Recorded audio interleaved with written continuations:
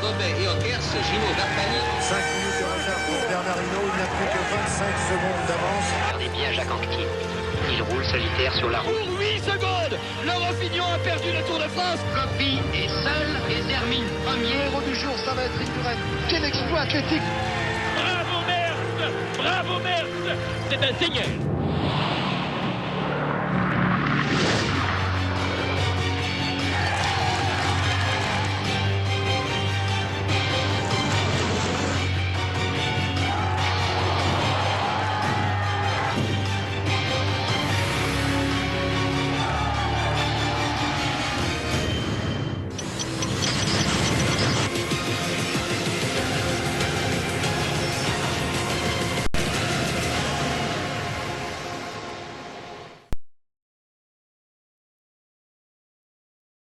About 112 miles long, this island, but because the roads are so narrow, it takes a long time to go from north to south.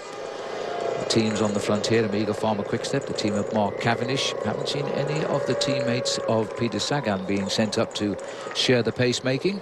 That'll have been noted by the other sprinters, I'm sure about that, as they go through these small roundabouts. The gap has now moved on to 3:38, and they've just allowed it to run twice. They've gone right up behind these two riders within 30 seconds of them and then just dropped away again as they continue on the back here. Just looking at the back of the race at the moment, because this is Andrew Talansky here, the man from Miami in his first Tour de France. Extremely competent and confident rider, Andrew Talansky.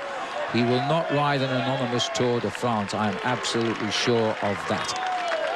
He might be just looking for his team car back here at the moment. May have a slight problem or wants a drink or something.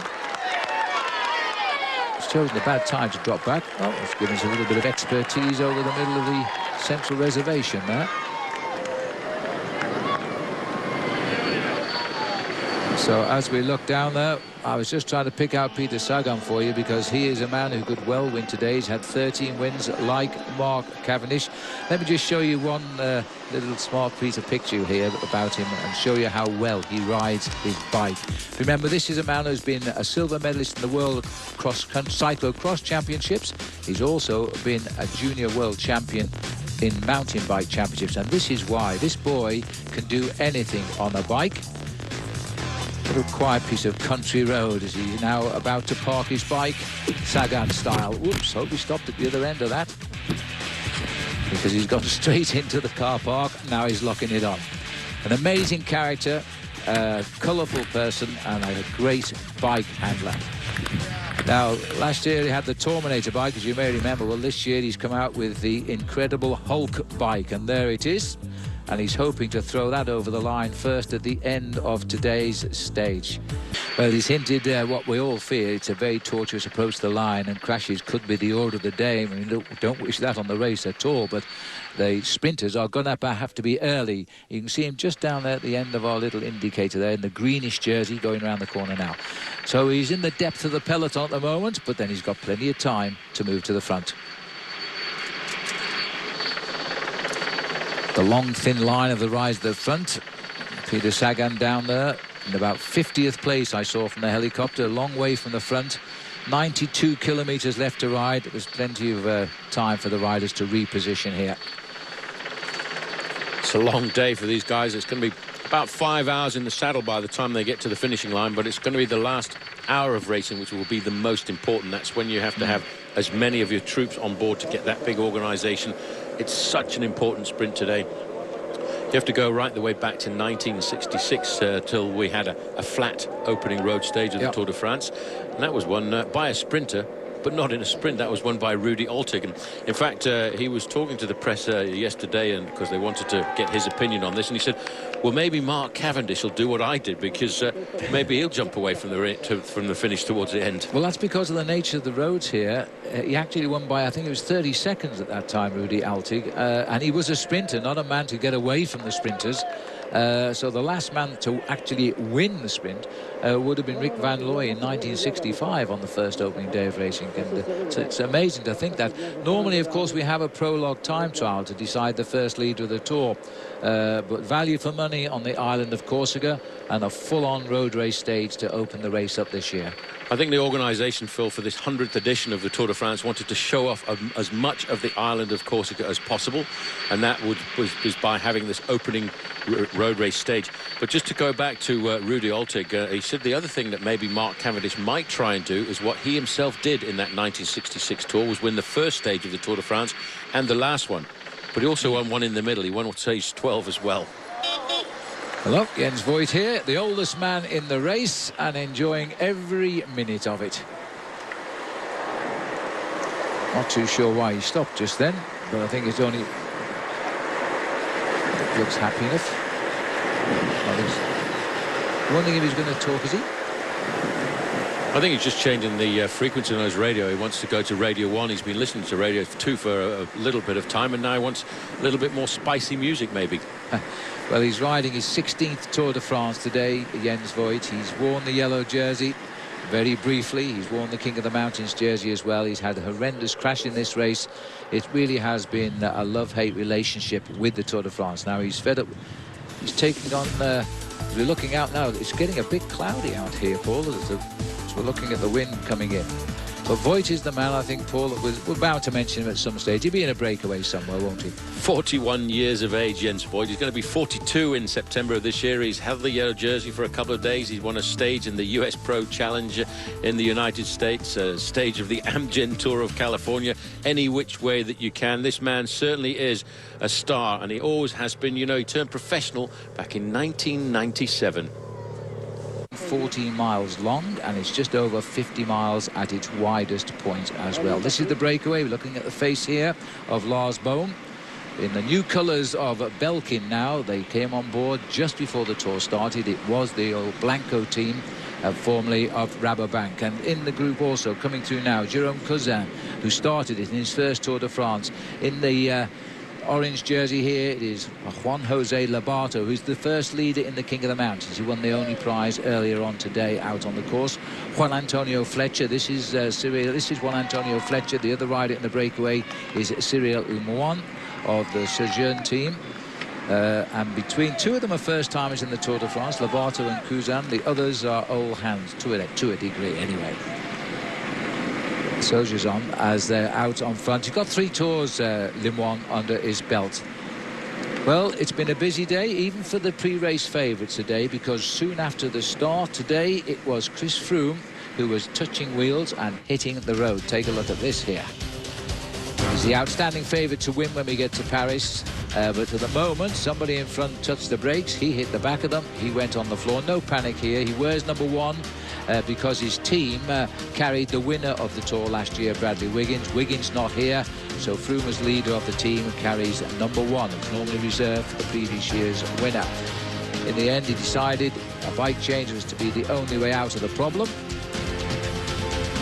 No panic at all. The race, the breakaway had established. The race wasn't chasing them, so he was okay. And then at 28 miles into the race today, we went up a small climb called the Côte de Sota, the only climb of the day. A good sprint here. Cousin in the green, trying to steal the point at the top. Only the winner gets 1 point for the competition. And it was Lobato of Euskaltel Euskadi, the Basque rider, who crossed the line in first place. He'll wear the polka dot jersey on the race tomorrow, when it will be much hillier than it is today.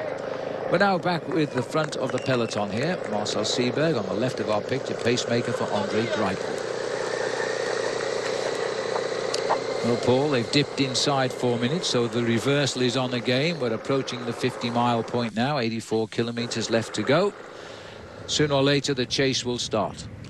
Who went slamming into the barbed wire fence last Sunday, won the Dutch Road Race Championship. So he rides this year in the National Champions jersey, and it's his first win for an awful long time. So he's happier memories of the Tour de France, we hope, this year. This is the breakaway. They're on the reversal again. Well, having said that, we've gone out a little bit more now. We've got out to 4 minutes and 9 seconds. So they're just holding them on the string here. They're not allowing them to get too far ahead. There's still plenty of time to bring them in as we approach the 50 miles to go point. And I don't think rain is forecast today as the riders head up towards the finishing line in Bastia. Now, this is the leaders here. Now, I have to tell you that these 5 riders are not going to feature in the green jersey over 3 weeks. They don't have the quality of that sprint ability. But nonetheless, this is what they'll contest for 5 places. First place today will get 20 points.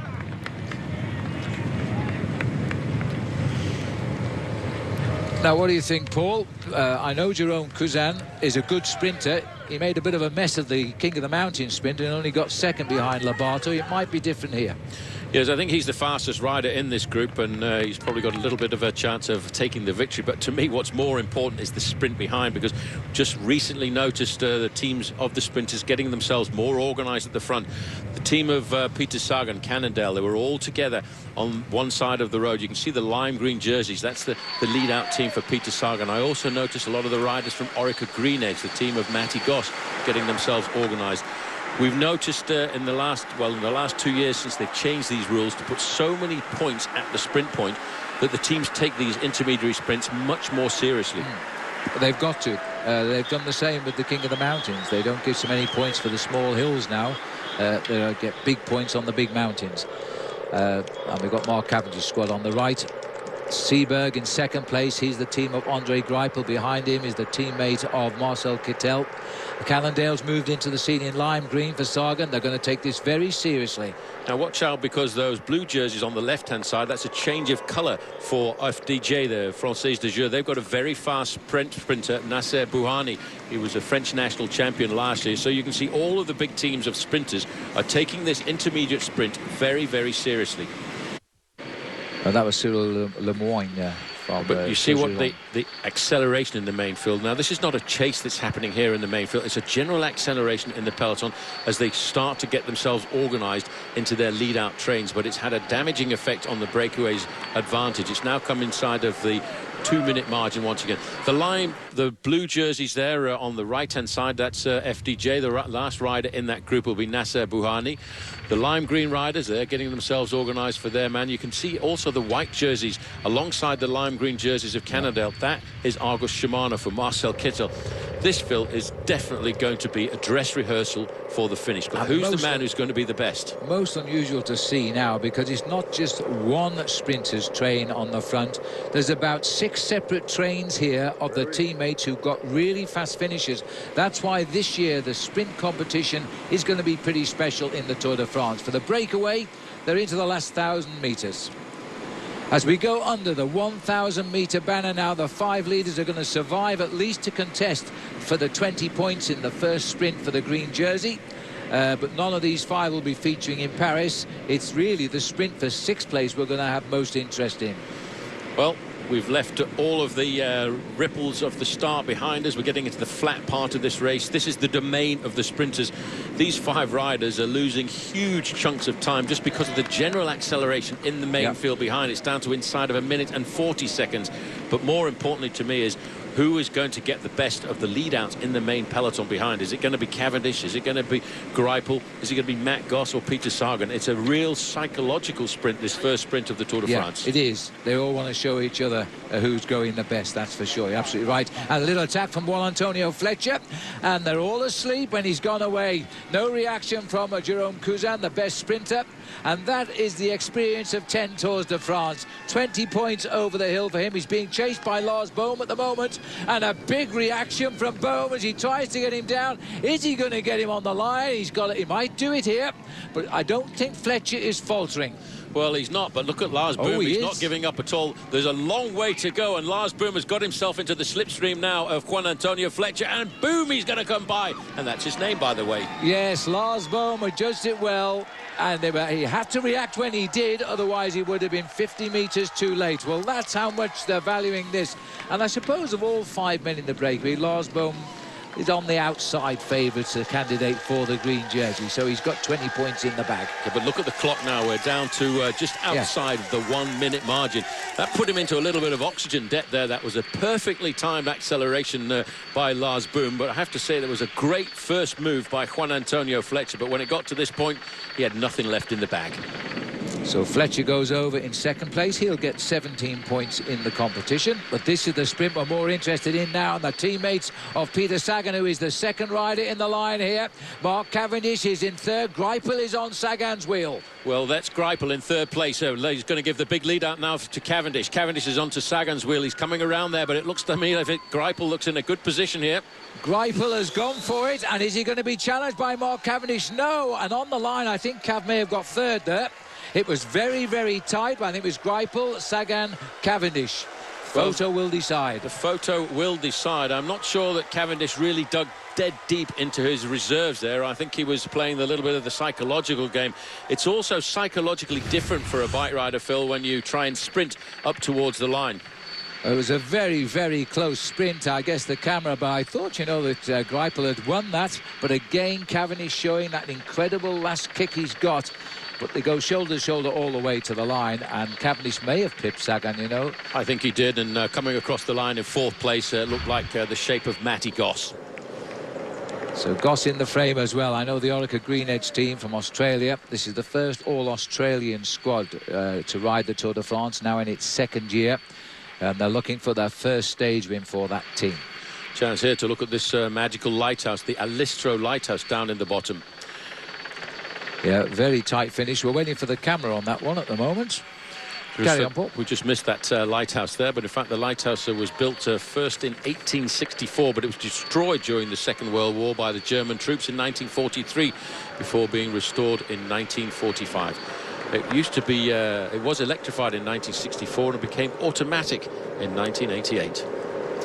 Boom, Juan Antonio Fletcher, Cyril Lemoine are the first three over the line, and they haven't given us any more than that at the minute. But the race for that green jersey will feature those riders right behind, certainly. Greipel, Sagan and Cavendish.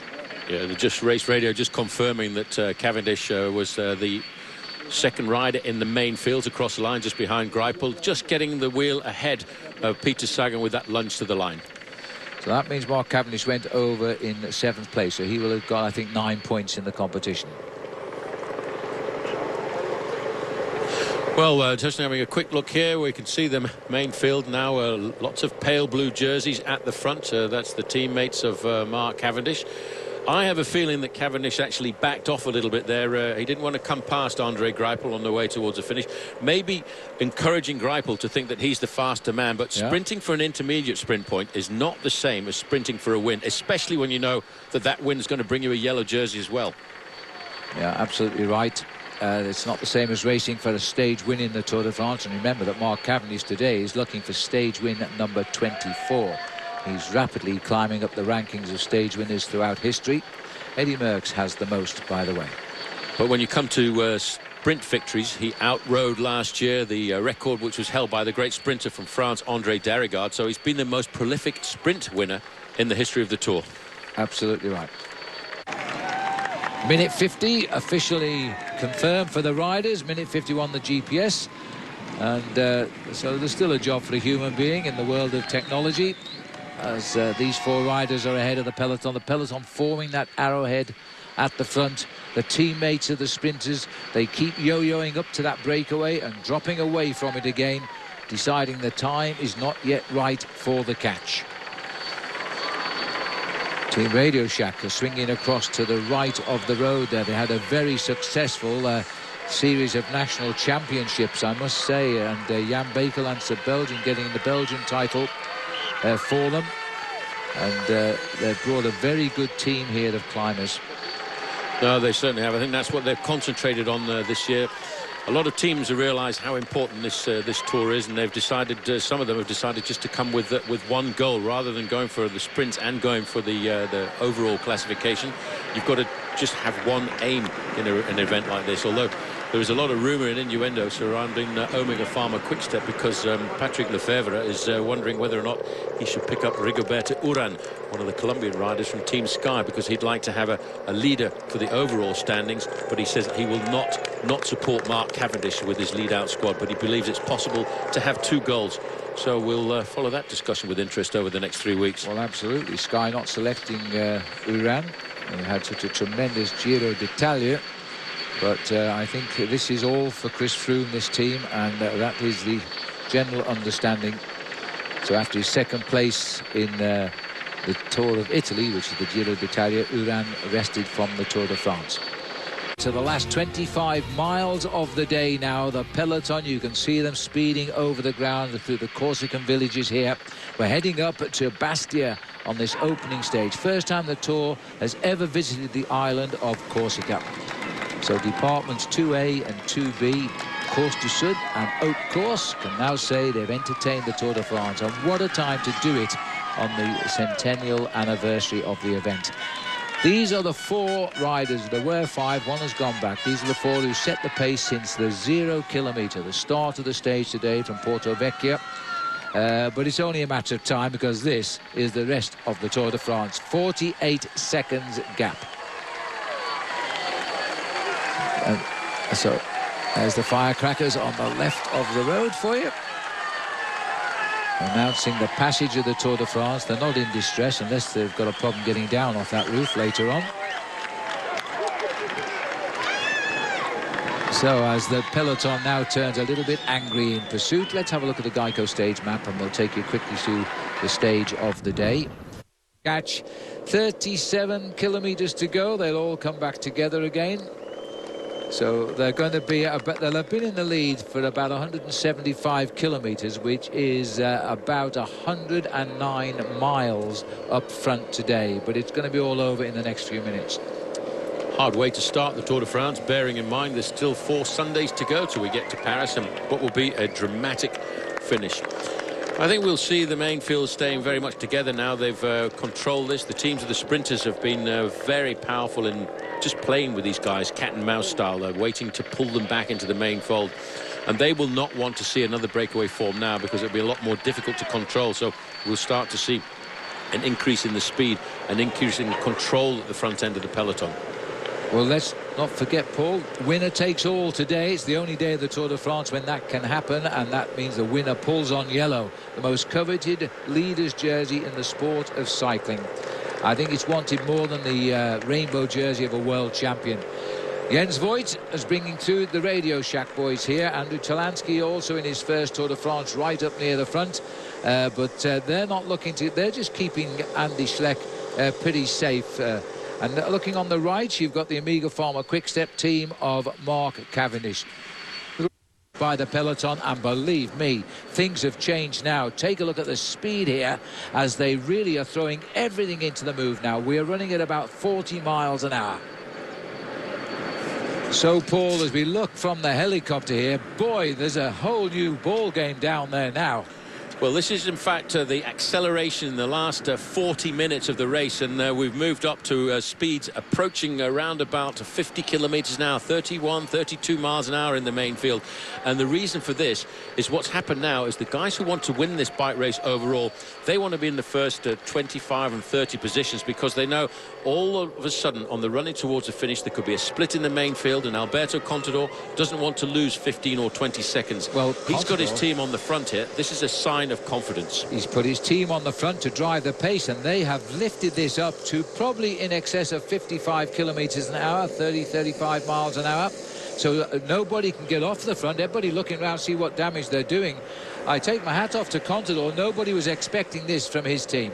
But what I'm looking for, Phil, are the black and blue jerseys of Team Sky, and they are very much not present at the front end of the main field, but maybe they're listening to my commentary, because over on the right-hand side now you can see the black and blue helmets of Team Sky moving to the front as a single block to move Chris Froome into a comfortable position as well. And keep him safe and sound, because as we run in towards Bastia, the roads aren't like this, believe me, and they've got to be very, very vigilant.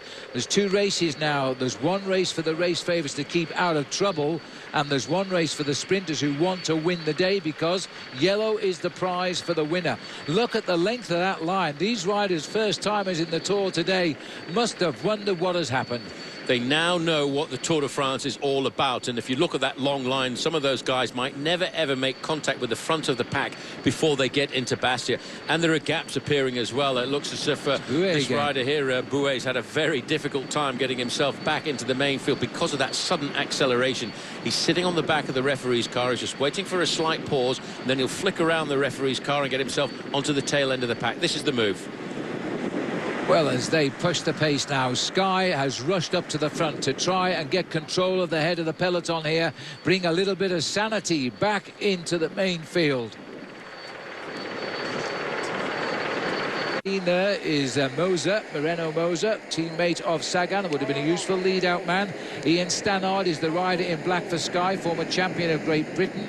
He's also down. Now, this is all being caused by these narrow roads, which will continue all of the way to the finish. Now, there's trouble here for rider Hejidal, who's the winner of the Giro d'Italia last year, also delayed by that fall. And this is when you're a race favourite could lose time, so he's got to work very hard now to get back in. He finished 6th in the Tour de France back in 2010, and he started the Giro d'Italia this year, but he became ill and had to retire.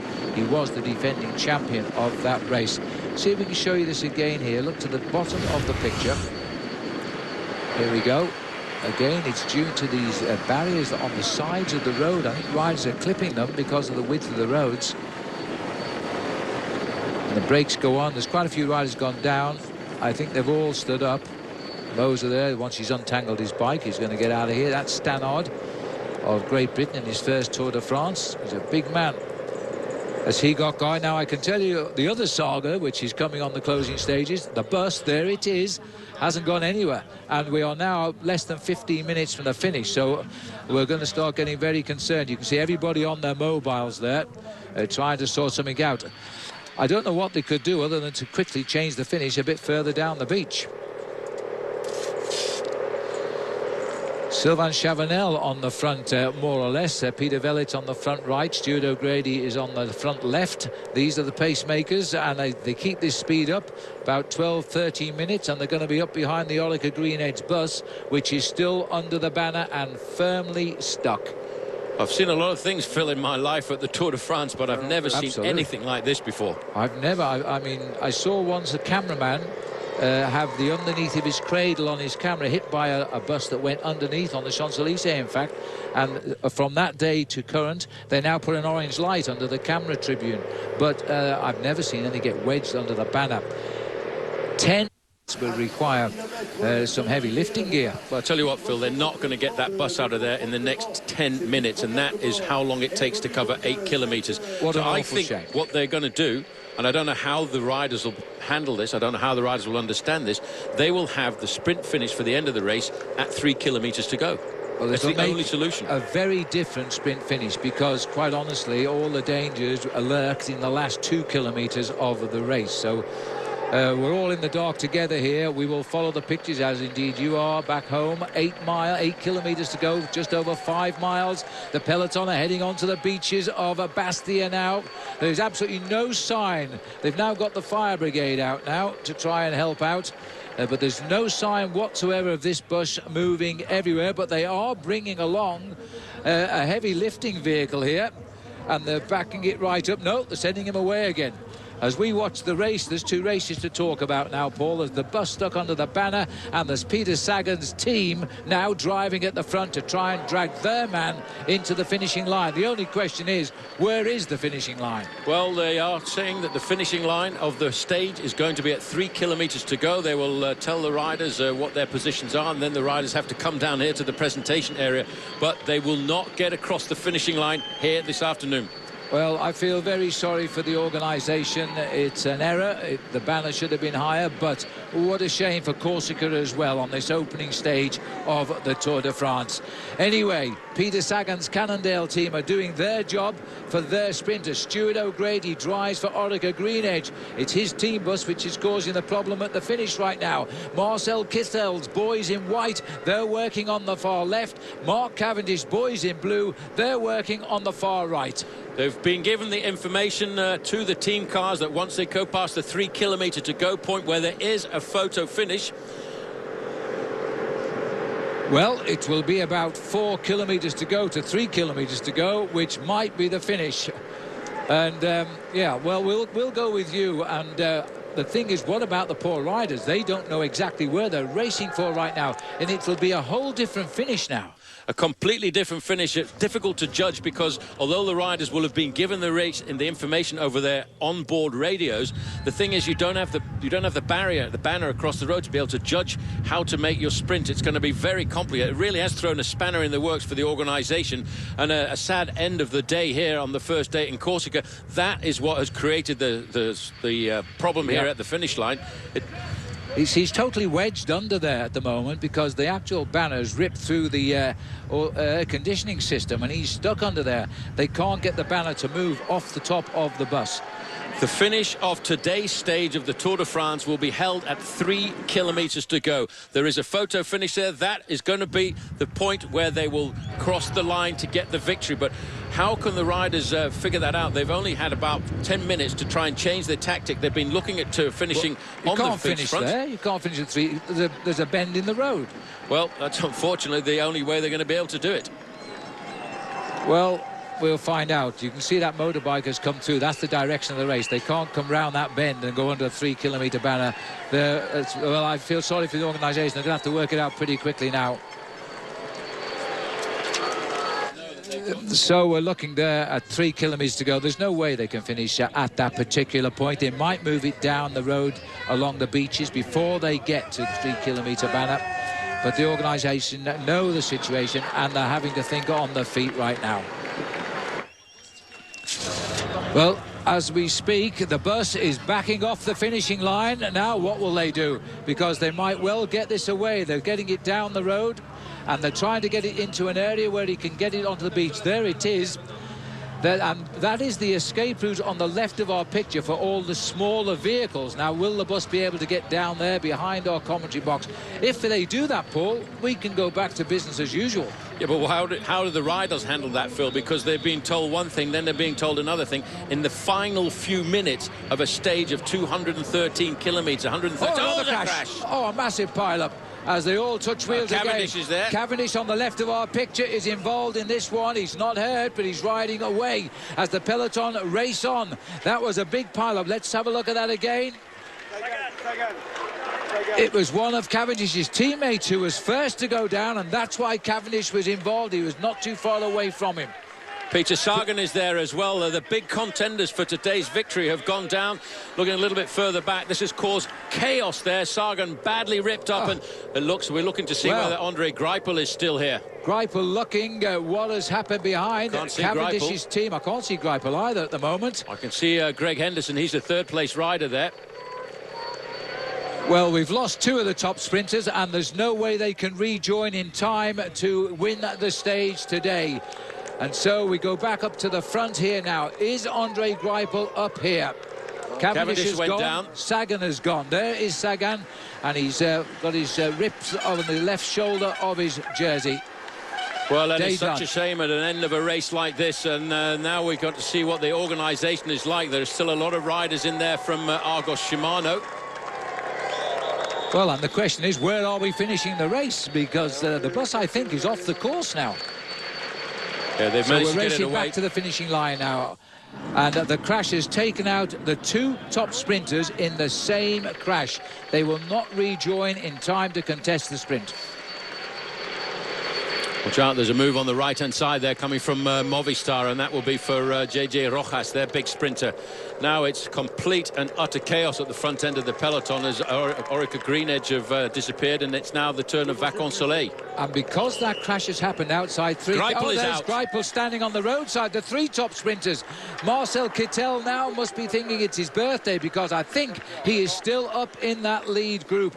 And because they were outside 3 kilometres from the finish, those riders will lose time. No, well, it's 3 kilometres to the 3 kilometre mark, so they will get the same time. What a complicated day in the sport of professional cycling here this afternoon. Don't forget that the first man to finish will be the yellow jersey. Movistar are in control at the front end of the main field. And I'm not surprised now, because Rojas is now accelerated up to being one of the top sprinters left in this group. I'm pretty sure Marcel Kittel survived that shunt. He's still up here, and he is probably the fastest of the sprinters left in the peloton. Can he get it right? Because Matthew Goss is still up here as well. Yeah, Matthew Goss just over there on the left-hand side. Argos Shimano, 1, 2, 3 in the white jerseys, got themselves very organised here with Kittel in third position. Some of these riders are looking around, not just for position, but wondering where on earth is Sagan, Greipel and Cavendish gone, because they crashed further down the group here. This is Argos Shimano getting control, so there's no doubt that Marcel Kittel is still in with the chance. Well, there's the organisation around these corners. This is not the best place for the stage of the Tour de France to finish here this afternoon. No, it is not, but they're safely around that corner, and the leaders dragging them out are from Argos Shimano here. As we line up now for the finish, and Kittel, it's a perfect sprint for Marcel Kittel if he is in position to get it. Yeah, but you know what? They've managed to get themselves through the 3 kilometre to go point. They will have taken the photo finish, but now they're alongside the seaside there at the point where they can now start to lead this sprint out. There'll be a lot of risks taken now, Phil, because these guys will be thinking it's a very rare opportunity to win a stage. Greg Henderson is in there. He's normally the lead-out man for Andre Greipel. Now, this could be a special day for him. Well, the riders are throwing in. They're onto the beach road here now. The sea is on the right of our picture. The wind has completely dropped, so that's not a factor anymore here now as they try to get through. Gert Stegmans is also in on the act at the moment, but they're losing control of this race because they can't understand where are all the sprinters. 91, that is Alberto Contador. He's off the back, but the race radio has already announced that they will be giving all of the riders involved in that accident the same time at the end of the day.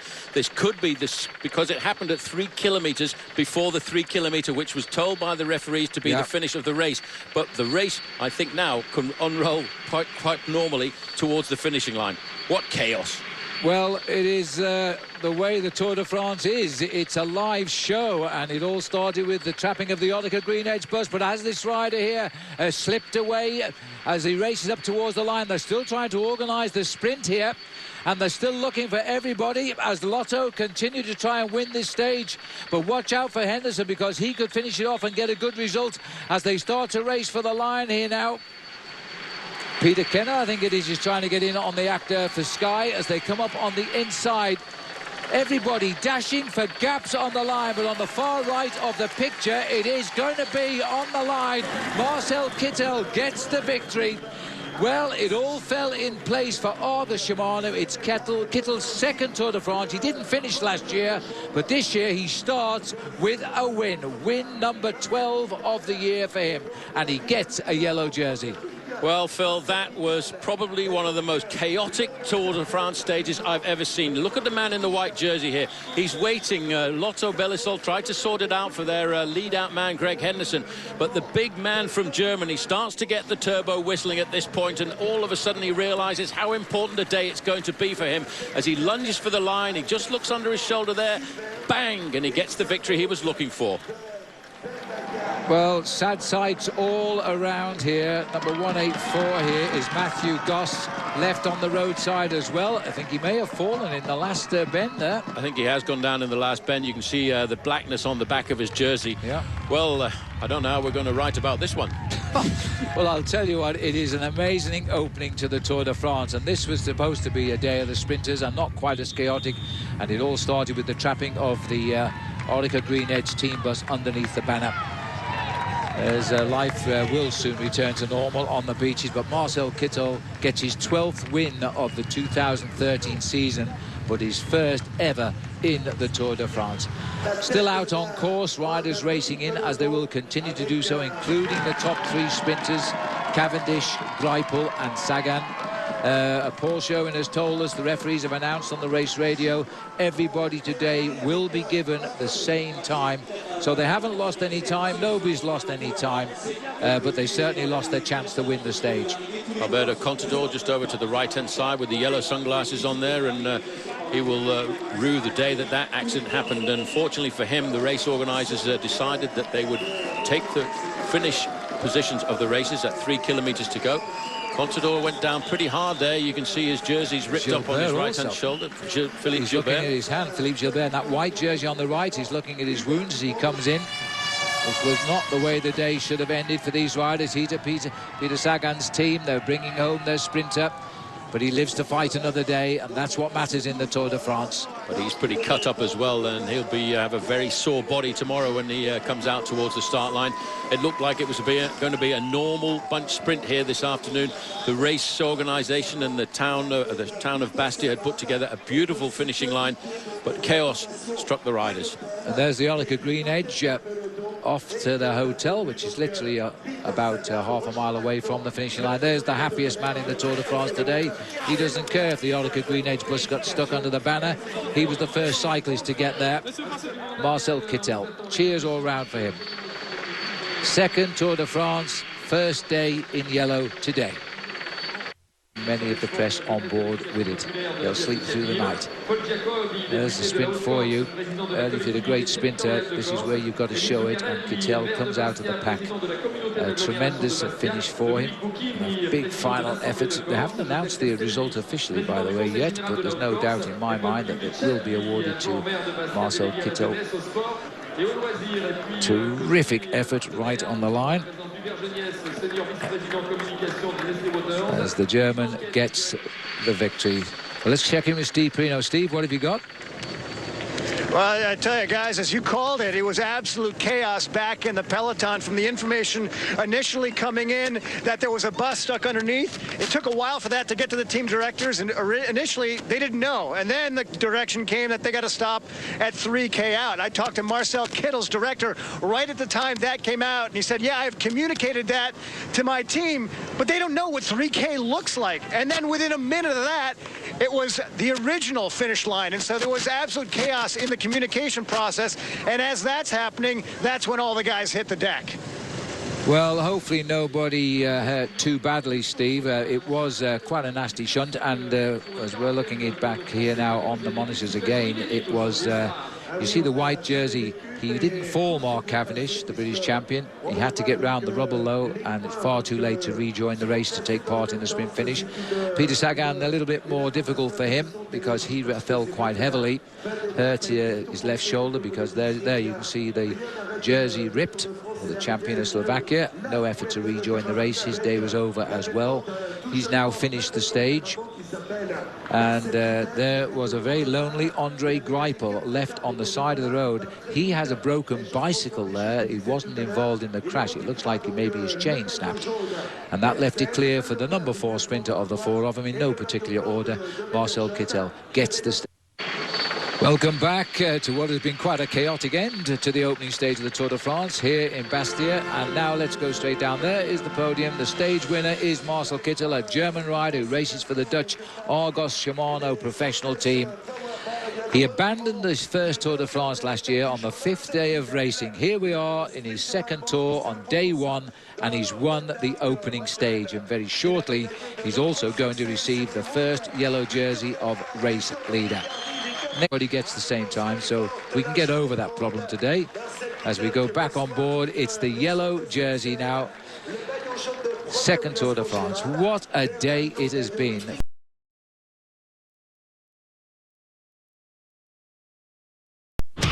The port city of Ajaccio is the destination for all 198 riders in the field of the 100th Tour de France.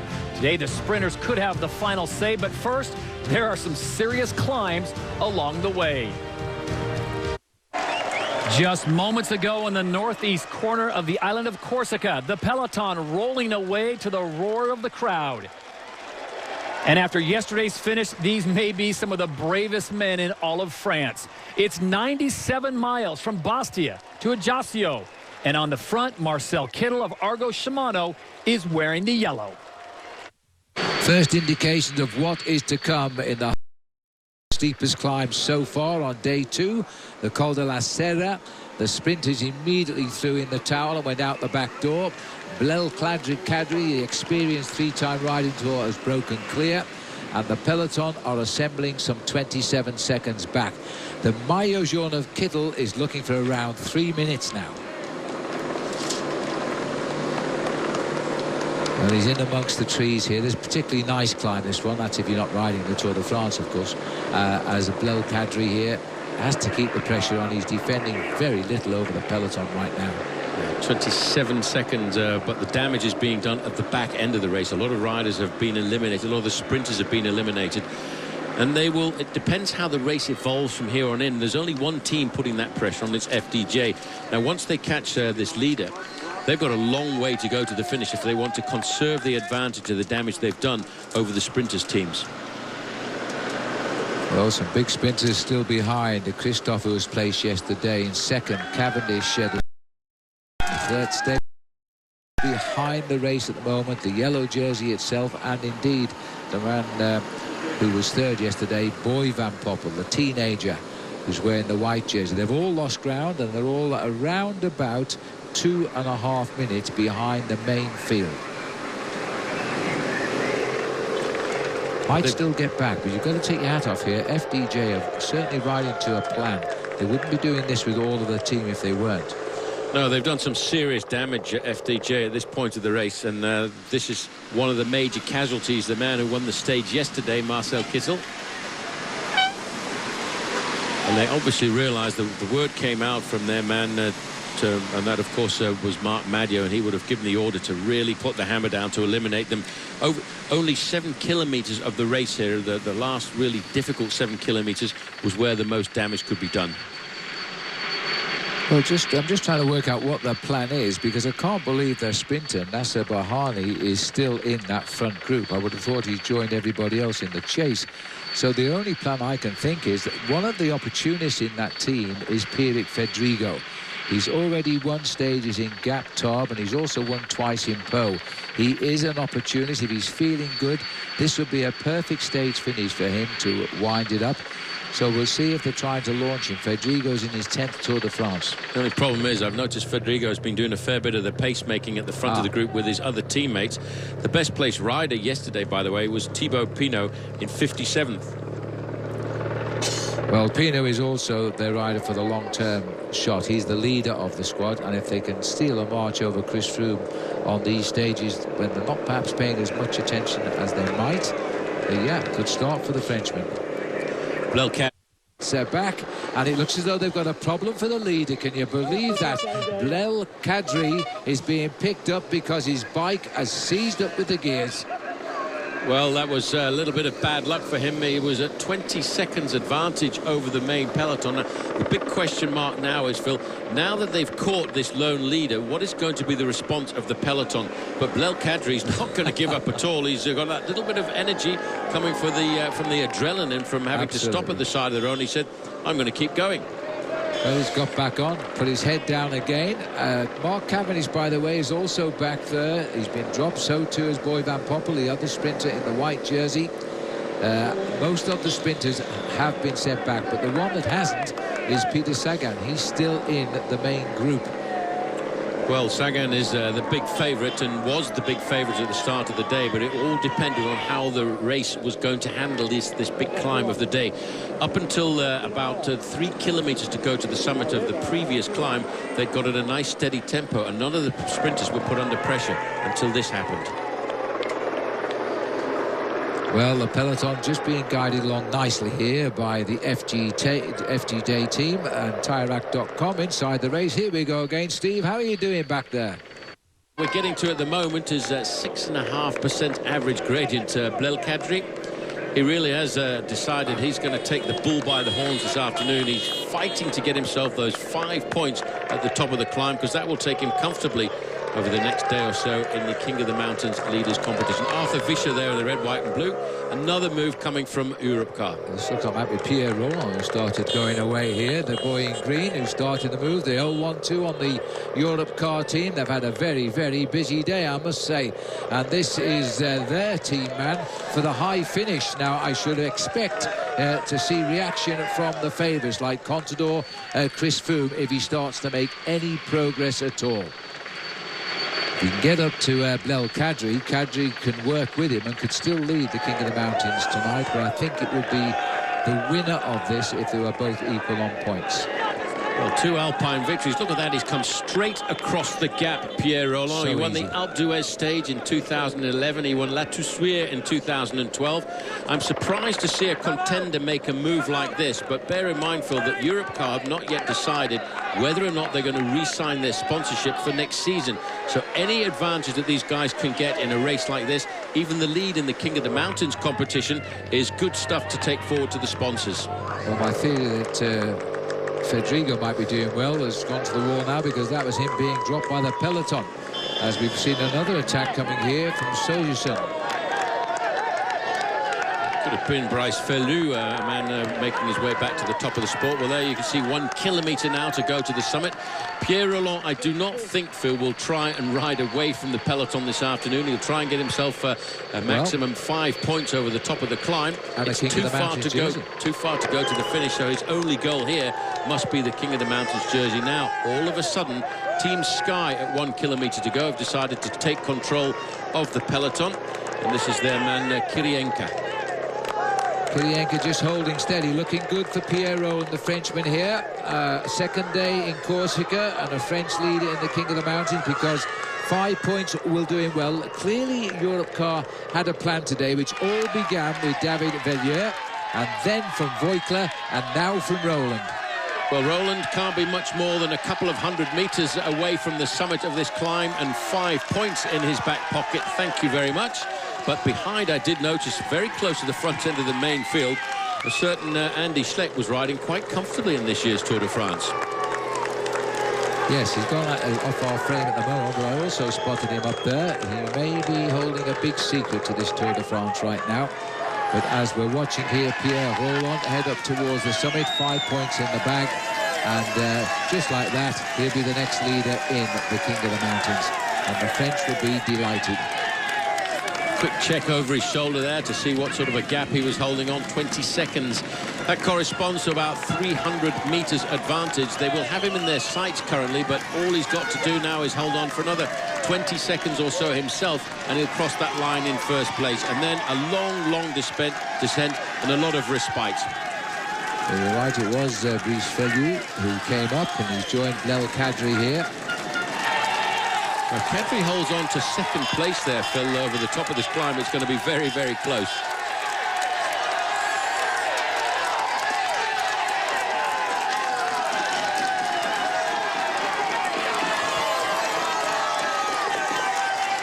Kadri goes equal on points now, but will not wear the jersey because this is a second category climb, and the winner of that, if there's a draw, will take the lead overall. But Kadri has got second. The crowd got in the way of Brice Fellou there. They'll have to do with third. Well, poor old Kadri, he tried to get himself that, but that's let's not forget, Phil, there is one more climb available on the day with 2 and 1 points available. But you can see now these guys are taking this very, very serious. Cadel Evans in the lime green shoes in the middle, and the gap about 34 seconds to the main field.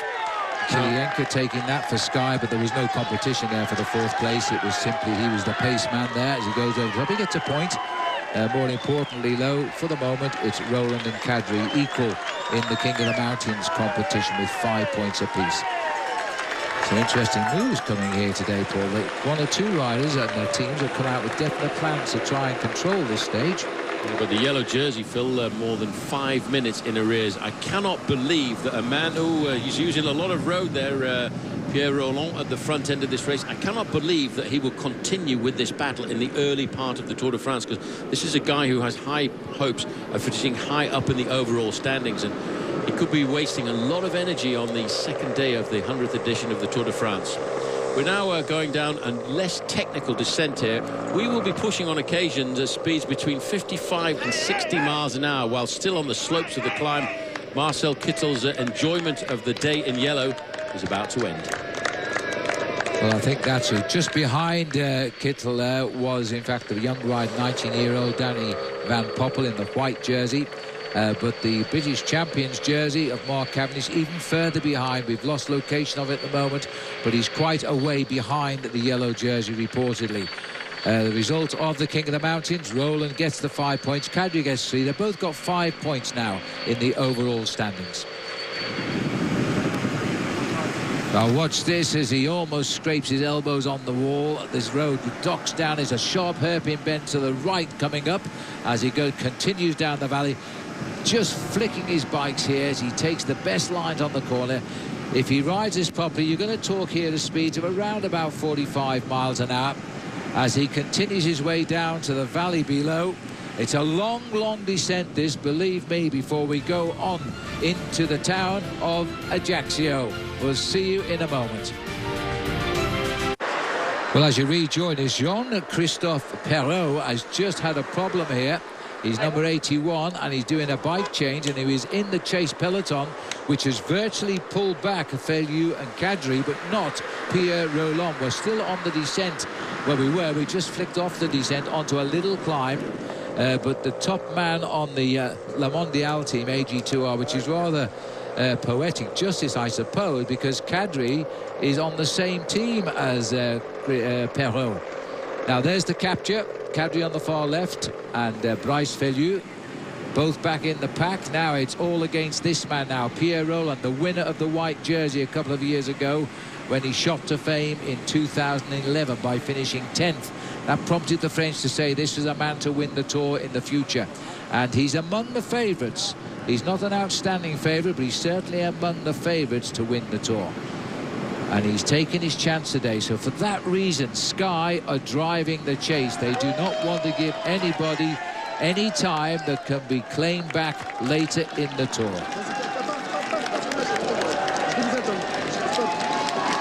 American flags high as we go under the banner of the Col de la Visavona with the yellow jersey, and he's a long way back here, just on 6 minutes since the leader Pierre Rolland went across the top. So the sprinters will have to live to fight another day now, because they will not be rejoining the head of the race. The yellow jersey is up for grabs in Ajaccio. It certainly is, and it's going to be a massive battle. It's going to be very difficult to try and work out, because everybody who is in that group at the moment is in exactly the same time. Pierre Rolland, he knows he's got a very long way to ride, but you know, early on this year, Phil, he won himself the Circuit de la Sarthe after winning one of the stages, so this is an audacious move. Well, this man is dreaming of yellow tonight, and he's still got 53 kilometers to go. Sky on the front here as the descent continues unabating down here. They've wiped out everybody except Pierre Rolland, and he is not that far ahead. He's only a handful of seconds. Over 6 minutes now back to the group containing Mark Cavendish, slightly less to the group containing the yellow jersey. Those two groups should come back together. We'll just have a quick look at Kirienka on the front here, Phil. I have to say, I think this brings a whole new meaning to fast food, because he's actually eating at 50 miles an hour going downhill on a bike in the Tour de France. It's a long way down. Take your time now, because very shortly we're going to find that last little climb, which is in the last 16 kilometers. So they've got time at the moment. Some 36 kilometers still to ride to that little blip on the radar. But just this man knows how to drop his bike down a mountain, Paul. He's reading these corners perfectly. Well, he is, and when you go down a descent like this, you've got to try and get as much of an apex into your descent as possible. You see how he moves across to the right-hand side of the road, then he cuts across the apex of the corner. The idea is to keep the impetus as high as possible and not to use your brakes if you can get through that corner without having to slow down at all and keeping your pace nice and high. Speeds are on average down these descents of 40 to 50 miles an hour, and quick look over his shoulder there for Pierre Rolland, just to see if he could make contact with where the main field is. Well, I can tell him he's 35 seconds in advance of the main field currently. And just for fun, if I wanted to throw this in, here in this town of Boccagnano, they have the Fiera di Castagna, which is the fair of the chestnuts, and they do that every year in the first weekend of December. All part of the Corsica Regional National Park here on the island of Corsica, as the Tour de France continues its second day on this island. Last day tomorrow. This is Perrault, Jean-Francois Perrault. He just had that mechanical incident a few moments ago. You see how the cars pull out of the way there. Look, when you're a race car driver in something like the Tour de France, you've got to have eyes in the back of your head to be aware that the riders are coming back into the main field. These are all very, very good drivers. They keep a very good close eye on where the position of the riders coming back into the main field are. And as the winter snows melt away, as The lovely waterfall there continues. That is La Volée de la Mariée. Well, I'll put it into English for you. That's the bride's veil. Apparently there's a very interesting legend there because a rich man wanted to marry a penniless girl, and her father came in and chased them away from the church, and where she fell, they say that waterfall sprung. Well, I live and learn on the Tour de France, that's for sure. I did note that BMC have sent their new champion of Switzerland, Michael Schaar, up to the front. This is Pierre Rolland on the front. Now, in case you've forgotten, he did win a stage of the Tour de France in La Toussuire. He also won on Alpe d'Huez, and this is how he did it. Stage 19 in the 2011 Tour de France, the climb of Alpe d'Huez. This was huge at the time for Pierre Rolland. He was announcing his presence as a top bike rider. He went on to win the white jersey and finished 10th in the Tour de France. Now we're seeing him in action again to try and win a third stage of the Tour de France down in Ajaccio. And in the 100th edition, that's what he's trying to do now. And he's showing us he's not afraid of going downhill quickly. He's taking a little bit of risk, but then he's on his own. He can see the road. But you know, the gap is only around about 30 seconds. That is not very far. As we continue, let's take a break. And as you rejoin us, the catch is on here. Pierre Rolland decided to sit up, take a bite to eat, and watch the catch. Now, the chase has all been accomplished by Team Cannondale and Team BMC, with Sky in the stalls watching every move in the black there. And so Cannondale are doing the chasing because they've got Peter Sagan here. And if Sagan can get maximum points today at the finish in the green jersey, while Mark Cavendish and Marcel Kittel wallow behind the race, that will be a very, very good score. There's Tony Galopin. He's done very well to hang on today to this peloton. The champion of France there, Arthur Guichot. He's also riding extremely well. Just in front of him is Peter Kennog, number 3 from Sky. He's the new boy on the tour for Sky this year. But that's a big drop here. He suffered really on that big second category climb today.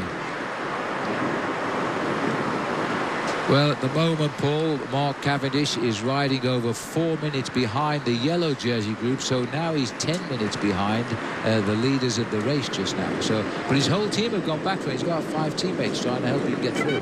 Well, it's going to be a tall order to try and pull back that amount of time on the running down towards the finish, but the fact is it was FDJ, the French team, Phil, that came up with the plan there to split this race. If they'd been lulled into that security, the false sense of security that the sprinters' teams were trying to impose on the main field, and they'd gone over those climbs easily, Cavendish and the other sprinters could quite easily have survived. But FDJ said, no, we're not having any of that at all, and they're the ones who split the race. Shots here of the yellow jersey now. He knows his job is over for the day, and his yellow jersey will be changed for Team Strip tonight as Marcel Kittel wallows about 6 minutes back.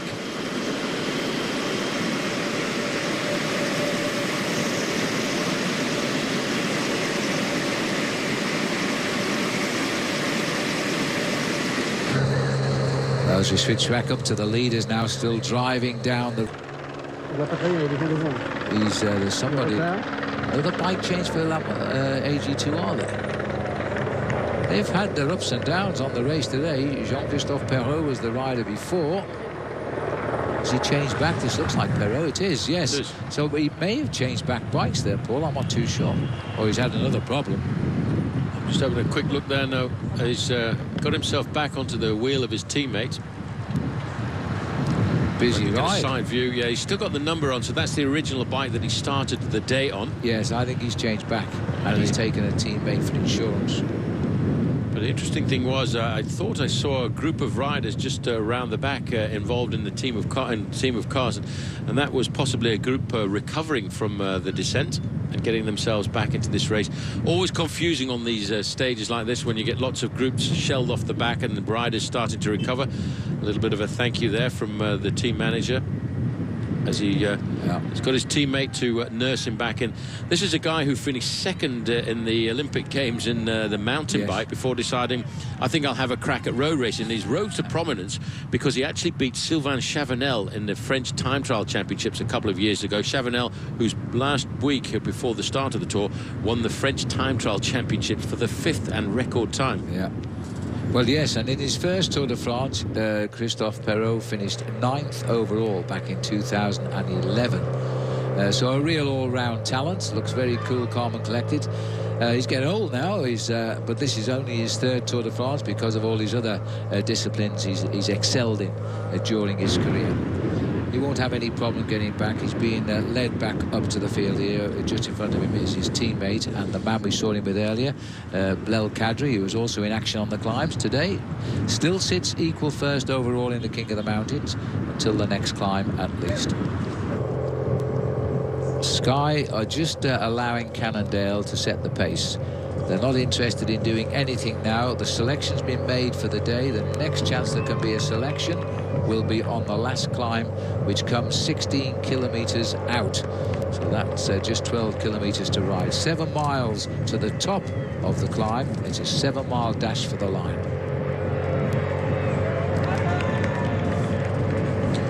Well, they're just sitting comfortably, Team Sky there in the 2nd row, if you like, just allowing everybody else. This is not a tactical day for them. It's a day of making sure you keep your leader out of difficulty and out of problems, and looking to keep them at the front end of the main field, which is why they're sitting there nice and comfortably looking after Chris Froome and possibly... Thanks, Steve. Well, one thing's for sure, it will determine the next leader of the Tour, because the Maillot Jaune is no longer with this group. So they're working pretty hard to hold position right now. The ups and downs, the last climb sits just ahead of the race now. And not just the up but the down as well, Paul. Everybody, ever since they announced the route, they always talked about the tricky descent off this climb. Yeah, it is very precarious. The gradient itself will be a bit of a shock to some of the riders if they hadn't been out and checked it, because although in the race handbook it gives an indication of 8%, it's a lot steeper than that in certain portions of it. 20 kilometers to go officially, and now Team Sky take up the pacemaking at the front. We will see a battle, Phil, for this the foot of this climb, like we would see a battle for the finish of a stage, because there's a very big possibility that there will be a split in the main field. Cadel Evans, for one, doesn't want to lose any time in these early stages. Neither too does Chris Froome, who sits there in 3rd position with that black flash and the white sunglasses. Looks calm and collected. He knows that once he rides away from the island of Corsica, they've got a very big rendezvous in Nice on Tuesday, and that, of course, is the team time trial. Yeah, they've got to stay at the front here because of the descent. If there is a fall, then they're going to get caught to the back and the clock will start counting. They're about 7 kilometers from that climb now, and that is why the pace is shot up noticeably. We're not too far away from Napoleon Bonaparte Airport here now, as we run gently around. Here's the bay where we're headed to. Just on the edge of our picture is Ajaccio. And there's the runway of the Napoleon Bonaparte Airport as the riders stay just off the main road on that narrow little road on the right of the picture. Yep, they're swinging back onto the large dual carriageway, which will charge into the centre of Ajaccio. They'll circumnavigate the downtown, taking and on board this little climb. That's the little climb that they will go over, just over to the far side, just behind the press room. That is the press room there. You can just see that yellow ship of the Corsican Sardinian ferries, which has hosted the press. That's the floating ship. All the way from Porto Vecchio. That's right. The members of the press have actually floated the way around Corsica, because that's their bed for the night on that ship, as well as doing all their work for the newspapers and journals. And that's where our car is parked right now, but it's a long way to the finish. It's 12 kilometers round the bay, and the race now trying to fight position as we start to head up towards that crucial climb. Welcome back as we race to the finish of the 2nd stage of the Tour de France today. We've just entered the finishing town of Ajaccio, but we're not at the finish yet by far. There's still 9 miles to race. These boys are racing flat out to be first onto the one little climb which could decide the stage, and the Gardens BMC squad have got control at the moment of the head of the field. They are absolutely flying. Well, just take a look at this, Paul. We've got Michael Shaw here lining up. You're right what you've been saying about Andy Schleck. He's right there with the Radio Shack boys. Big test day for him in these early days of the Tour de France. Yes, Côte de Solario is on the horizon. It's 1 kilometre long. Doesn't sound like very much, does it? But there's some very steep gradients. Nervousness is what is reigning over the front end of the main field currently as BMC try to look after their man, Cadel Evans, in the red and black jerseys. The black jerseys with the blue streaks down them, that is Team Sky. They're trying to look after Christopher Froome. Where's number 1? Finished second in the Tour de France last year. And you can also notice now, moving up through the middle, Orica Green Edge trying to place their riders comfortably at the front of the pack. I have to say that Chris Froome has looked so cool and strong today. It would not surprise me to see this man go away on the climb. I don't think he'll plan to do it, but he's right in the launching pad position at the front here. Sits there, and Boysenhagen in second wheel as well. The Norwegian guy on Sky. Another man that could be an opportunist winner today, but there's so many of them, and they've got themselves in the position that they want to be in. There is this beautiful town of Ajaccio, the home, the birthplace of Napoleon Bonaparte, just a few months after French assumed control of this island. About 1.5 kilometres now to go to the start of this climb, and it's going to be a rip-roaring ascent right from the very beginning. Boassenhagen will be looked after, I think, by the team because, you know, he's the kind of guy, he's currently sitting in about second position in that line of riders. Yep. Now, he's got the kind of acceleration that could hit them. 0.5 kilometre now till they hit the foot of this climb. It's about 1/4 mile, I guess, as we're heading up. Slowly the road is kicking up a little bit. The people of Ajaccio, most of them, I think, are in town because it was a heck of a walk out to the finishing line. Some were offered the chance of a boat ride to the finishing line. Oh, and as they start now, they're swinging onto the climb, and the Sky advantage. Sky as Kirienka brings on Boysenhagen first. The back boys, you see, have to queue up. This is a real kicker, and it is a tough one, and the crowd are there to watch it. There's a little move on the left. Thomas de Gent. That's Thomas de Gent who's come out of the pack there, but look at the reaction again coming from Europcar on the dark green jersey. Who else could it be but Tommy Voeckler, who's tried again here as it's 1 kilometre to the top as it comes up, and there's a big move as they have to narrow right down here as they come up the climb. I don't think it is Tommy Voeckler at the moment. He's come up. We'll catch him in a minute though, but he's joined Thomas de Gent. A podium finish in last year's Giro d'Italia. Sky are blocked off at the front. Other guys can't get round them just now. That's all going to change in a moment. Well, in fact, they battled for the corner. That was the most important strategic part for these guys, to get around the corner nice and safely. Then all of a sudden, they've switched off. Cadel Evans is riding to the front end of the pack in that black and red jersey, but this is a very, very big move. Well, as they continue on the climb here, these two won't be so heavily marked. They're saying it's Juan Antonio Fletcher and Cyril Gauthier who's come up. Gauthier is the 4th rider on that team today to put in an attack. Well, there's a problem at the back here. This is what happens when you get to a steep gradient. In fact, I think Pierre Rolland has got a problem there. He's being pushed by his teammate, and he's got himself back into the race. But he could lose a little bit of time here because of that incident. Well, that's a real shame. And that was David de Villiers, the man who was on the attack all day, who just, I think, gave him a bike and pushed him back into the action in his first Tour de France. A mixed bag for David today. Richie Porte is the man now steering Chris Froome to the summit of this climb. The crowd has certainly turned out here in Ajaccio to see the Tour de France come in for the first time in its 100th edition. Porte is not panicking at all. He's got Chris Froome, but behind Chris Froome you've got Cadel Evans.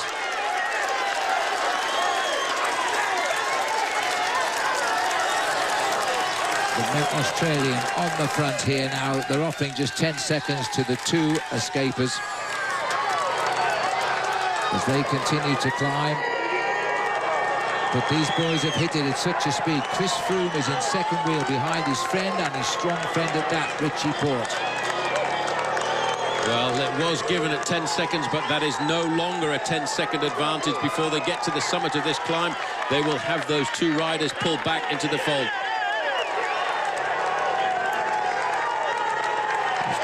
Gauthier continues to climb here.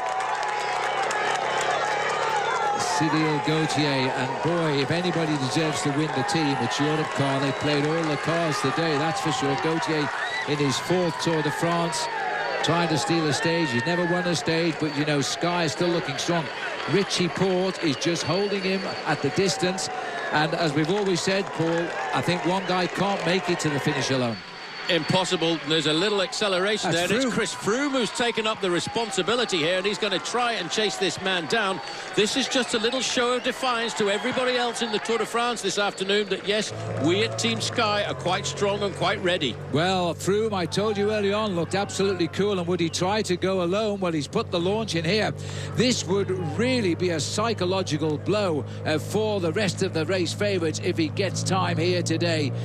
Richie Porte set the pace at the main field. Cadel Evans responding very quickly as well to this move. I think this is just a little show to sell to everybody in the Tour de France that he has got the form. Very nervous move. I'm not sure it's a sensible move to make on a descent like this, but Chris Froome is itching to try and get himself onto the attack. He said, I'm not going to ride a defensive race in this Tour de France, and a few seconds gathered here or there is always a good thing to do. This is a very, very difficult descent. It's very, very twisty, and maybe Froome has decided he wants to see it for himself.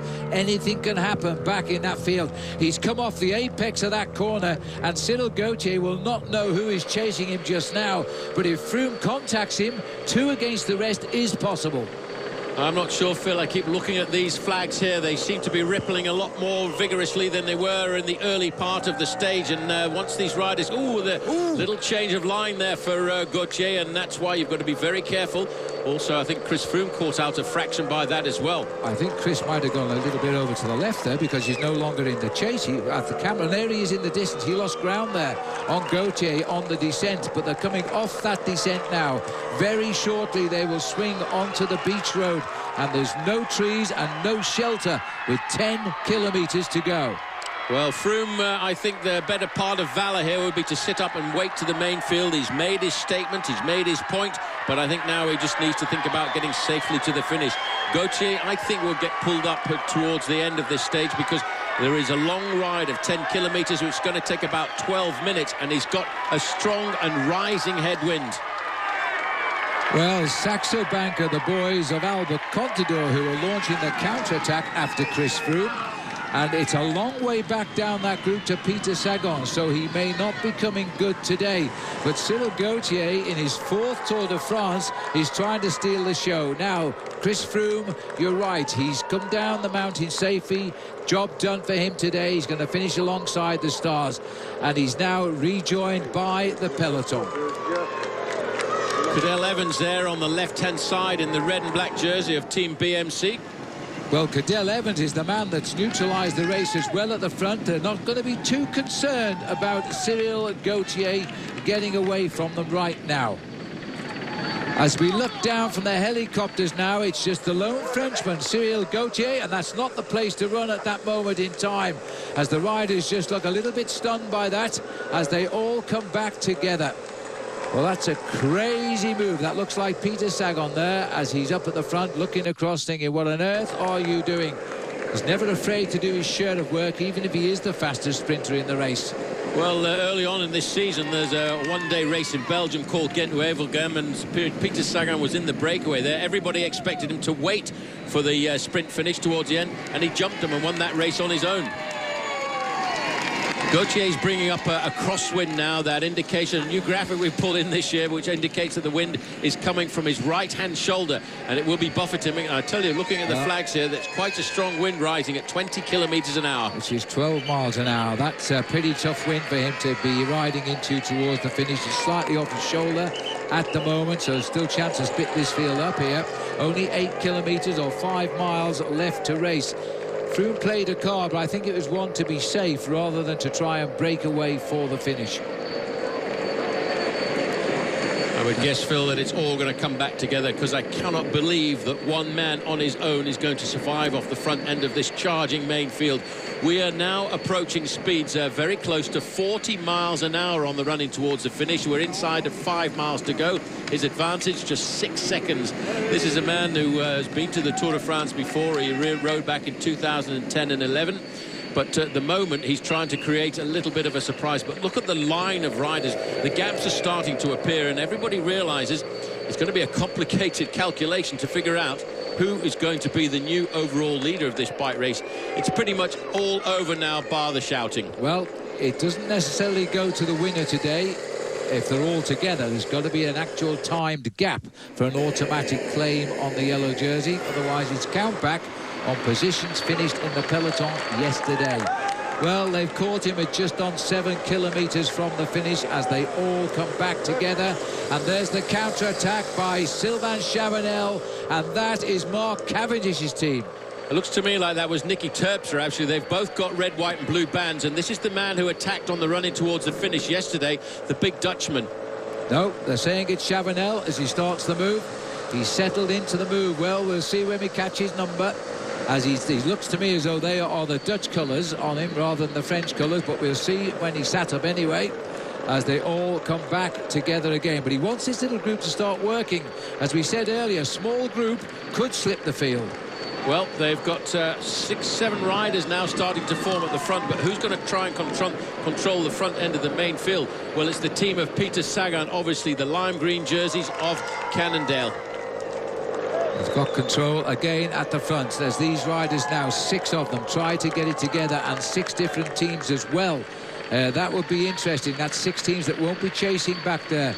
Well, that's a little bit of an encouraging move, that, rather than a handsling, so there'll be no penalty for that. Also getting there, Juan Antonio Fletcher. The advantage of that leading group now is only 5 seconds over the front end of the main field, and we're looking at 6 kilometres to go to the finish.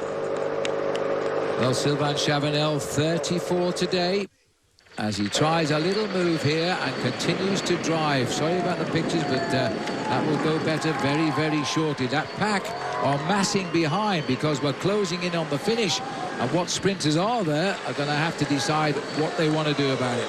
Well, they'll all be very, very concerned about the presence of Peter Sagan in that group, but it's now up to his team to get themselves organised and try and pull back this leading group of riders. Fletcher is the rider in the dark blue jersey there in 4th position. He was the man who started the move on the slopes of that climb. He seems to have recovered now somewhat and got himself into what is a very interesting move. We more or less move away from the port now, out into open countryside here. They're going to catch the full force of the wind coming across the bay. Just on looking for the 5 kilometres to go. Well, Jan Bakelants is the rider who's got himself in there from Team Radio Shack just over on the left-hand side, and they are starting to extend their advantage. There's no help coming for Cannondale, and it may well be that it could be the birthday boy on the front here, Sylvain Chavanel, who could get himself the victory. 5 kilometres to go. Well, the rider from Euskadi 39 is Sozi Isagir, who's in his first Tour de France, I think, as he is now joined into this breakaway. He's a workhorse. He's not the sort of man you would expect. But look at this now. Cannondale trying to pick up the pace again. They're beginning to feel they might be losing grip on this one inside the 5 kilometres to go marker.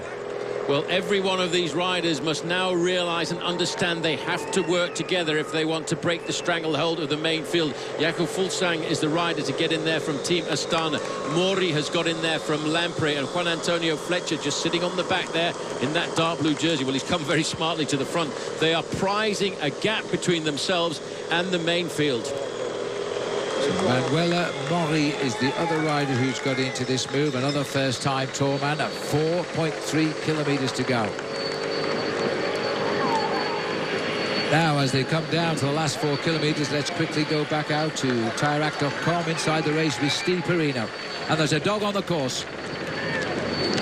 Well, Phil, it's interesting. I was just about to tell you that it's not a headwind we're dealing with, it's a tailwind, and in the meantime, it's now a headwind about 5 miles an hour. But I can also tell you that Peter Sagan has lost 2 of his teammates on that climb, so the horsepower of his lead out is down a little bit as they approach the finish. Thanks, Steve. Well, we've had a few moments here because a dog ran between Break and Bunch. Unfortunately, the dog ran off the road in front of the riders. That could have been a disaster. Well, how often do we see that with people and the dog getting loose? It's a little Jack Russell, I think they call it, and it's just run out on the road. And when the owner tried to pick it up, the race was on them, and thank heavens the dog got out of the way. That was a terrible few heartbeats there. Well, Sylvain Chavanel trying to get a perfect birthday present here as he pushes on the pace. A few deep breaths. It all happens on the Tour de France, Paul, doesn't it? As Chavanel tries to get a birthday present, the dog tries to bring the race down. Well, fortunately, the dog realised how quickly those guys were coming at him and scuttled into the side of the road there. But that's Bakelants wriggling his wrist there. Maury is the rider in the pink jersey coming forward. Juan Antonio Fletcher. Hard to pick a winner from this group. You know, Sylvain Chavanel won a stage of Paris-Nice in the early part of this year in the sprint, so he must be wondering whether it's going to be a big birthday present for him. That's a big gap there, looking down, Phil. Well, it is, and you know, there's a lot of firepower being lost now because some of the Cannondale riders have been dropped in this chase, so Sagan is going to have to just work it out what he can do for himself here. They're now saying this is Irizar from Radio Shack up in the breakaway rather than Jan Bakelants. Well, the reason Garmin have come to the front there, Phil, is because if they can get their man David Miller in a good position at the front end of the peloton, he would be the new yellow jersey at the end of the day. But if this breakaway succeeds off the front, it's one of those 6 guys in that leading group of 6 who will be the new yellow jersey holder tonight. 6 riders clear, 2.5 kilometers to go, and they are working so well together now that it's going to be difficult to bridge the gap. The firepower of Cannondale has been dampened down because they've lost riders in this race as they try now to desperately close this down. And rider Hagedal of Garmin Sharp, who said he's fed up of falling off the bike, he crashed again yesterday, is trying to close this gap down for Garmin.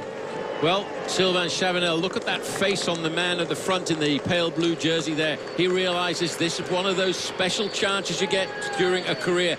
They're inside of 2 kilometers, 1.5 miles to go to the finish line as they start the sweeping bends. But now's not the time to stop cooperating. You've got 10 seconds, but 10 seconds is nothing at speeds like this. It's down to 8 seconds advantage now. 1.8 kilometers, 10-second the gap. The bunch are throwing everything they've got at that breakaway now. We always said a single man couldn't survive, a small group could. Up into 6th position in the main field. I saw the shadow of the Slovakian champion Peter Sagan sitting there, calm and collected as he could be, hoping for the moment that this group would come together. It's now down to 6 seconds the advantage, and Bakelants now starts to make the move. I think it's Marco. They've corrected it, but either way he's on Radio Shack, and it won't matter, I don't think, because although he's making his move to go at 1.4 kilometers, it could still be a sprint from this group. Chavanel looks over his shoulders. The breakaway in total disarray. What strength they've got left, they've got to use now. Well, it is Irizar who looks over his shoulder, but that breakaway is now falling apart. That means the impetus and the organisation has come under 1 kilometre to go to the finish. Marco Irizar, 1,000 metres from the stage win in the Tour de France, and that would be the biggest result of his career. He's only ridden the Tour de France once before, 2 years ago. Can he hang on and get a great victory for Radio Shack, or are they going to pounce because they've caught the rest of the breakaway? No longer a happy birthday for Sylvain Chavanel, but he played his cards. But you know, I think Irizar might well steal this one. His first ever Tour de France victory if he can make it to the line. Well, he comes around that corner and he's looking every time he picks around the next corner. He wants to know whether he's going to get inside of the finishing line. He hasn't got very much further to go. The main field are boring down upon him. This guy has just got to concentrate. Don't look backwards now. Keep on. Absolutely. 300 metres to go. He hasn't actually crossed the line first in a race since August 2010. And he's still got a kick on here as he goes, but the sprinters are coming. And it's Orica Greenedge who are trying to get up Simon Clark to the line here as Simon Gerrans has led him out. And Dal Limpy, I think it is, but he's won. He's got it across the line. Marco Irizar from Team Radio Shack has just won the stage of the Tour de France with a masterly display of defiance. Unbelievable. He got himself into that breakaway move there. The main field were boring down upon him, and I wonder if they're going to give him a time gap in that sprint there, Absolutely. Phil, because it was looks to me as if he may well have just had a second. If he has a 1 second advantage over the peloton in the photo finish, he'll also be the yellow jersey. Bear in mind, this is also a rider who back in 2002 recovered from testicular cancer. What a story. Absolutely, and he has crossed the line in first place. Now, is there a time gap? I think they have to give him 1 second, most certainly. So that will be enough to give him the next maillot jaune. He can't believe it, and I do not believe him. Terrific.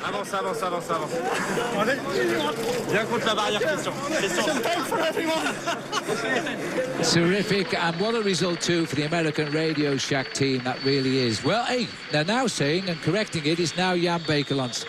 Well, I don't know, because they came up with Bakelants, they changed it to Irazar. I never did see his number.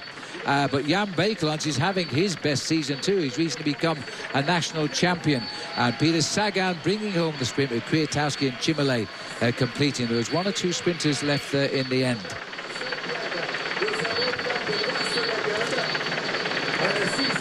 So we'll wait and see. In the final confirmation there, we should have stuck with our guns when we saw Jan Bakelants. That's Andy Schlechter congratulating him, and he'll be very pleased with his performance as well today, finishing in that front group. Very tricky stage, and for the big riders in the Tour de France who are aiming for that final yellow jersey, today was a day not to make mistakes. They weren't too worried about winning the day, but they certainly didn't want to lose time. And Peter Sagan swept up from the back of the group there for second, but unfortunately wasn't able to get up to Bakelants for the win.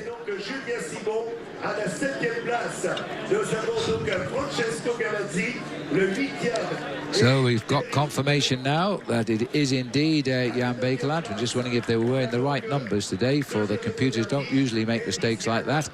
But we'll see. Let's have a look at how the result ran in the end. Jan Bakelants getting the victory. Sagan second at 1 second, crucial. Bakelants is the next leader. Kwiatkowski of Amiga Pharma Quickstep made up for no Mark Cavendish in third.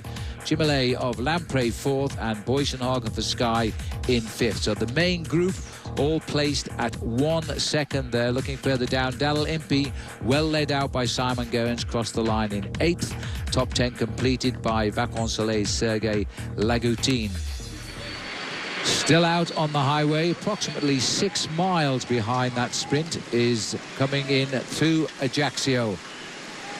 We'll see him finish though. We'll take a break. He'll be home in about 6 or 7 minutes time, and we'll be then probably busy with the podiums. Jan Bakelants was the name. He'll kill me for not remembering. We'll see you back here in a moment.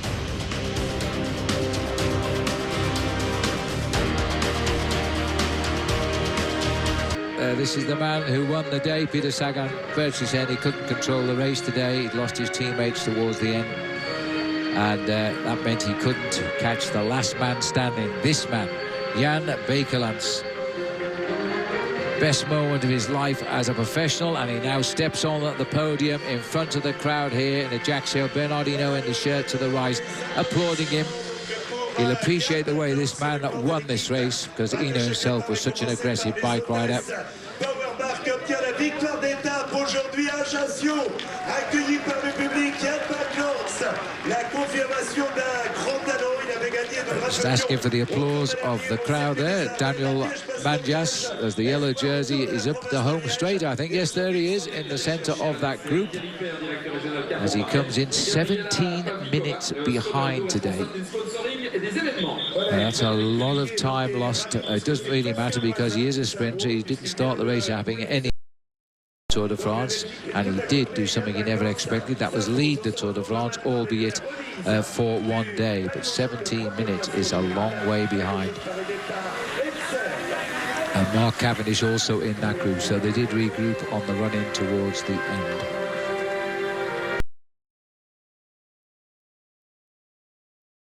From the moment they announced that the Tour route coming here for the first time to Corsica, we knew the unexpected had to be expected. We've had 2 surprise winners, Paul, and I reckon we'll have another surprise today.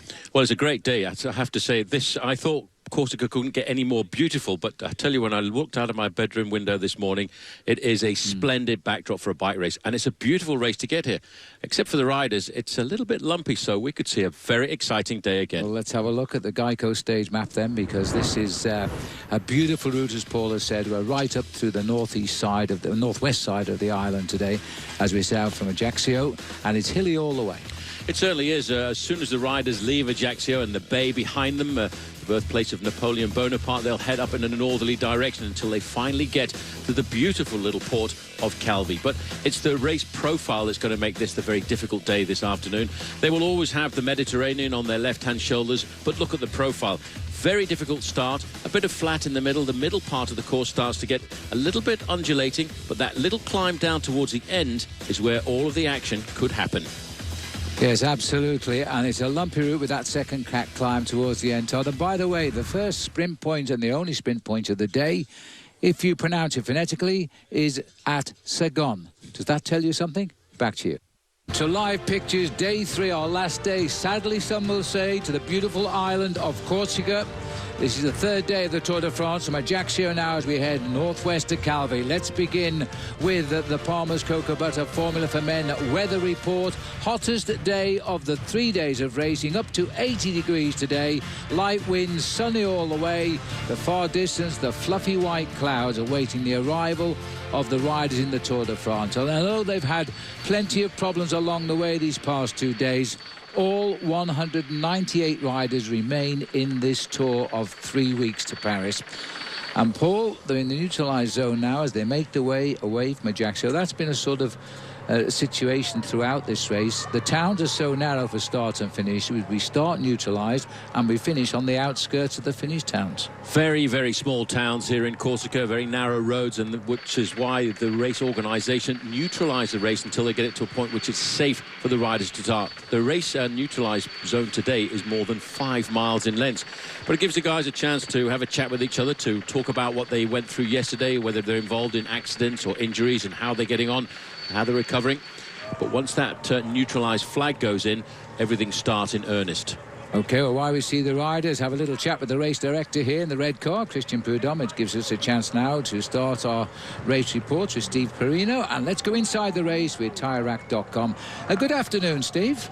Christian Prudhomme, the race director, and not surprisingly, Paul, the attacks begin immediately. Yes, this is Vacances-Soleil. This is a very short course today, starting a little bit earlier in the afternoon and also finishing a little earlier because the riders have to fly away from Corsica tonight by plane to mainland France and Nice for tomorrow's stage. And immediately the neutralised flag has been brought in, bang, and they're off the front.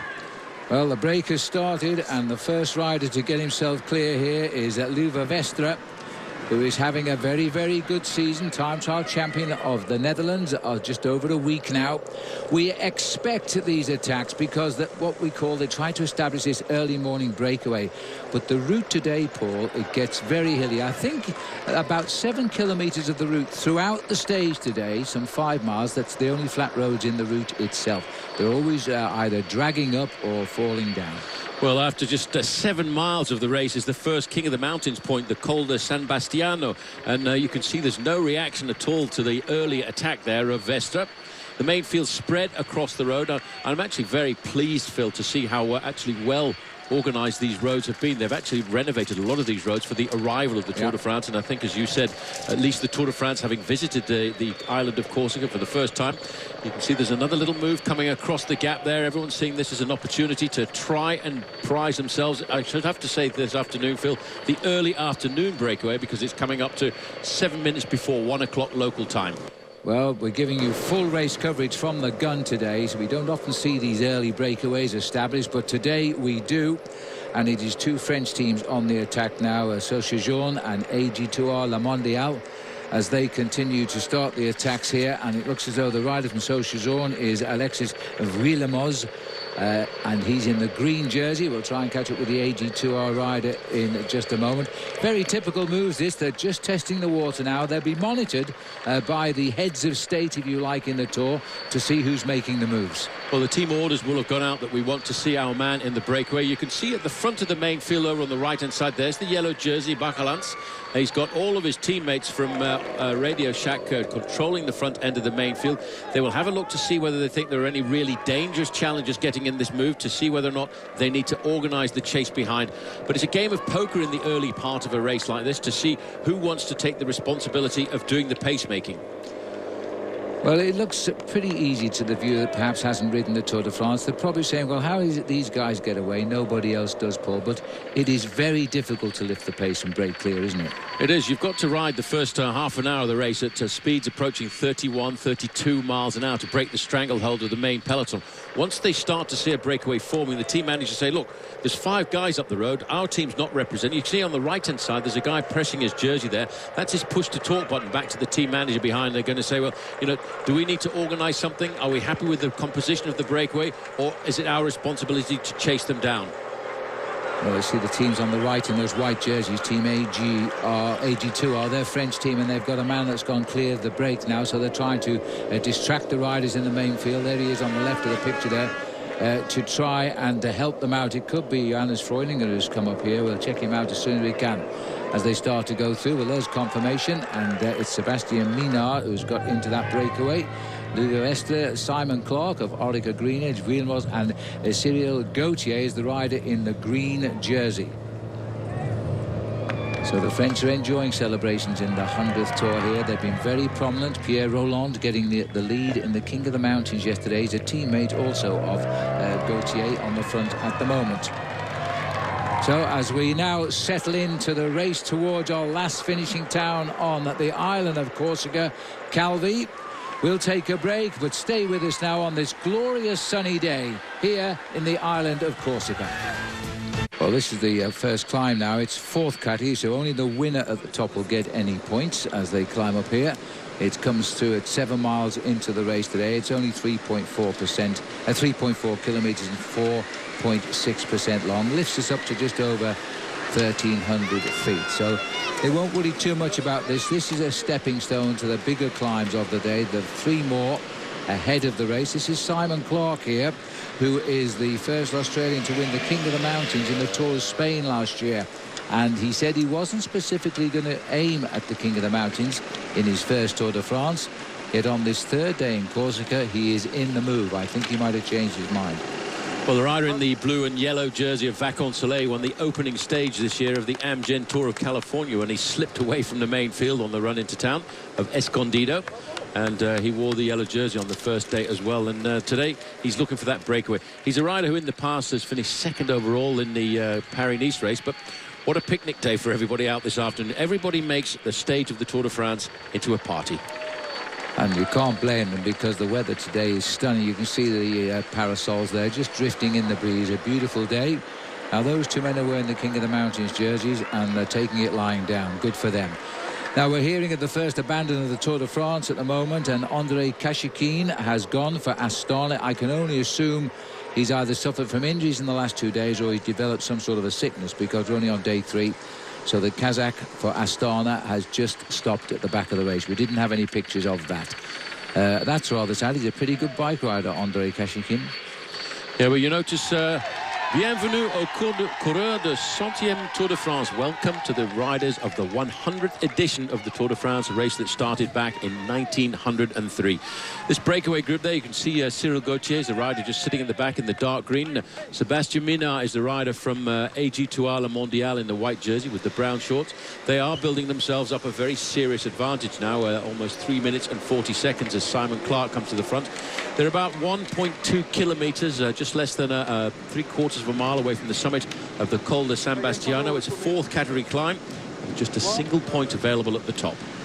And what's the bet that Simon Clark takes on Cyril Gauthier when they come over the top of this? If Gauthier can get it, he'll tighten the position in the overall classification, but it would also put Simon Clark on the board in the competition. Tomorrow, after going over to Nice overnight and on the aeroplanes tonight, in the afternoon tomorrow, we are in team time trial mode. And that might give us a clearer leader in the Tour de France, because the way it sits at the moment, Paul, 93 riders by the end of this stage. One of those could be the leader of the Tour tonight.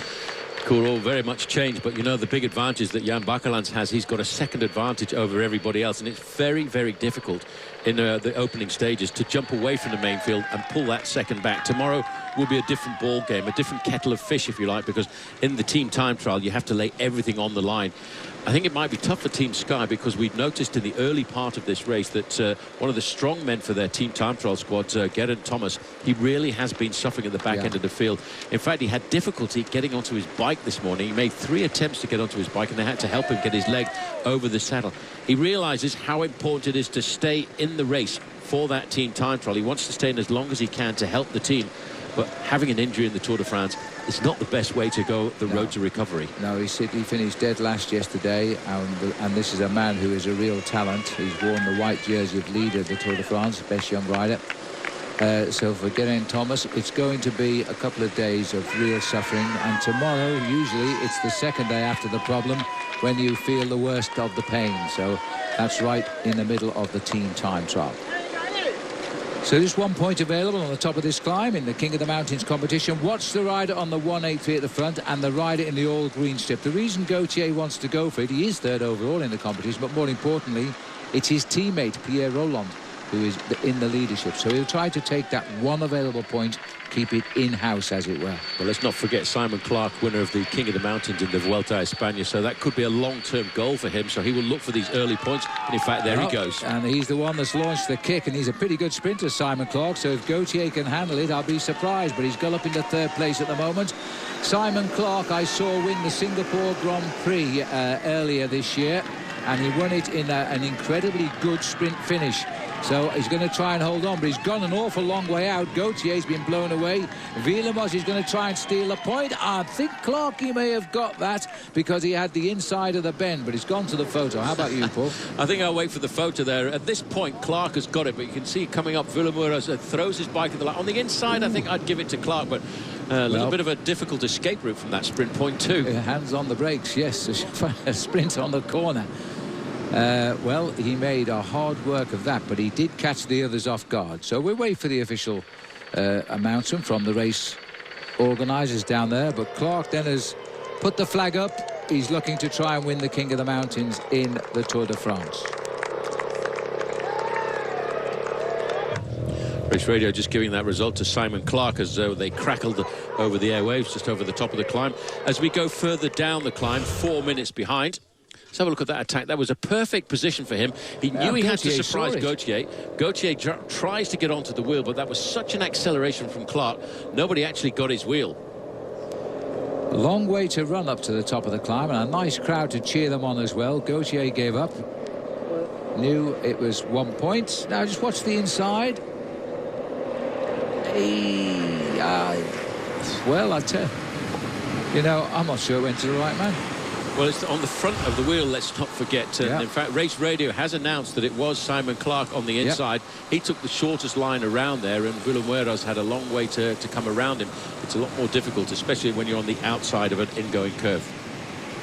Well, the result has been confirmed as a win there. 1 point only in the fourth country climb, which is the lowest of the rankings in the mountains. So he's on the scoreboard in the Tour de France King of the Mountains as the only Australian to win the King of the Mountains in the Tour of Spain, which he did last year. There's a little sample of the beautiful scenery of Corsica, which will be with us now all the way to the finish. 26 years of age in the Tour. Now, the surprising thing about this is the yellow jersey isn't at the tail of his teammates just yet, but this is the whole of Jon Bakeland's team now setting the pace. And the big difference here to Kittel's team on the second day of the race, Paul, this is a very strong team. It's a very strong team, but I don't think they will want to pull back that five-man breakaway because they will realise as we get closer to the finish, as long as they can just peg the five-man's lead, they will get help from, I think, teams like Cannondale for Peter Sagan, because I think it's an ideal finish for Peter Sagan down towards the end with a nasty little second category climb at 12 miles to go to the 12 kilometres to go to the finish, and that's the climb I'm talking about. That's what we've done so far on the left-hand side, the red part of the course which has been covered. We are dropping down away from the first climb of the day into the small town of Sagoni at 17 miles covered, and that's where the first sprint point of the day is. We will also, I think, get a little bit of help coming for Team Radio Shack there as the sprinters start to take an interest in that points position. Well, just thinking there, with the green jersey sprint is going to be useful. No signs of Sagan nor his team at the moment bringing him through, and he's about 10 kilometres, 6 miles away from that sprint point, and he's only a couple of points off taking over the lead in the green jersey competition now. So I would suspect that he'll push his team forward. We're going sort of downhill to sea level on this descent, and then we'll go through Sagoni, and then we'll start the ripples before we begin to climb into the hills again. So for the moment, they're just seeing how this plays out. But there's no doubt that the breakaway of 4 or 5 riders will take all the major points in that sprint now, because they're pushing on in excess of 4 minutes advantage.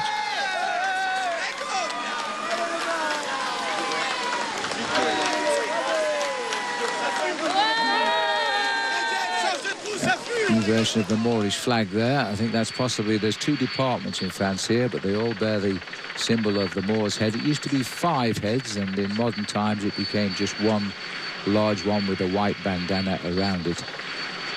Now watching the peloton, all in the charge of Team Radio Shack. They've had a dream start here. They've hit it spot on. And in Jan Bakelants, I think they've got themselves a fantastic, strong, enthusiastic leader. And he might well protect his lead today. Well, this is a young man, Phil, who's got a very good pedigree behind him. Back in 2008, he won the Tour de l'Avenir, which, if you translate that into English, is the Tour of the Future Hopefuls. Well, he certainly is a future hopeful. He also was the winner of the Under-23 Liège-Bastogne-Liège, which is a very hilly race in the Ardennes. So that would indicate to me that he's got pretty good climbing legs. So to get rid of him on that final climb of the day, they're going to have to do something extremely special. But I wouldn't put it past Garmin Sharp to try something, because their man David Miller has so far got the best tally when it comes to points or count back, and he's in 2nd place overall, just 1 second back, and he felt a deep regret yesterday that he didn't get that yellow jersey. Yes, so unlucky really that they allowed one rider to gain that single second over the field, and that broke the grip or the deadlock of all of the riders being on equal time. And well, if I'd have been Garmin Sharp yesterday, I would have used my riders to bury themselves to pull back Bakelants, and then Miller would have been the leader on count back on points. But that's bike racing, and that is the beautiful blue ocean here, the Mediterranean that surrounds this island. Crystal blue today. The riders, unfortunately, probably aren't seeing too much of this view as they go through the forest. It's an island, by the way, which is 183 kilometres long, and at its widest point is 83 kilometres wide, about 50 miles wide. So it's not a small island, and move around is slow because the roads are narrow, and let's hope they stay that way. They don't want to destroy the picturesque island with wide carriageways and lots more motor cars. Well, we're on the way down, and we're heading for the first green jersey sprint of stage 3. Point on these, but this time he's beaten by Kittel, and in fact Cavendish will have gone over 3rd. Well, that's leveled the board a bit. Well, it's starting to make it look rather interesting. It's a long battle. I sometimes think, Phil, this is a much more difficult battle to get, the battle for the green jersey. You've got to come out every day and fight like this, whereas sometimes to win the race overall, you're on the defensive role. But Kittel proving that he was no surprise winner on that opening day. He continues in the green leader's jersey with that result, but his gain so slight over the others, it will still come down to their order of finish at the finishing line today, for sure. Just have a look at Siftoff at the back there. He had that mechanical problem, changed his wheel quite quickly, but now he's got his rear pockets completely full of energy bars. Probably took the advantage there when he stopped to have that mechanical help, to have the team mechanic fill his back pockets up with as many energy bars as possible. Got a banana in there as well. Banana, one of the best energy foods you can get naturally, because I don't know if you realise, most people like to eat a banana when it's bright yellow, but that's not when it's actually the best to eat. It's when it starts to go speckled brown. That's when the starch starts to turn into the sugary content, which is ideal to take on board as an energy source in professional bike riding. I listened to a very interesting talk in South Africa 2 weeks ago, Paul, by an environmentalist who said that bananas are the worst food you can eat as they're radioactive. Should not be touched. I'm not arguing, I'm just telling you what he said. I'll tell you what, it's a good meal, a good way to go to work with a glow. Indeed. Well, this is the breakaway. It's established itself out of the gun. 2:09 was the man who established it, Liva Vestra. There's the result of the rest of the sprint now. Kittel, Greipel, Cavendish, Christoph and Peter Sagan, only 5th in that sprint. And he was in a perfect position. So he lost 4 points there in ground to Kittel, who's now moved himself 8 points clear of Sagan.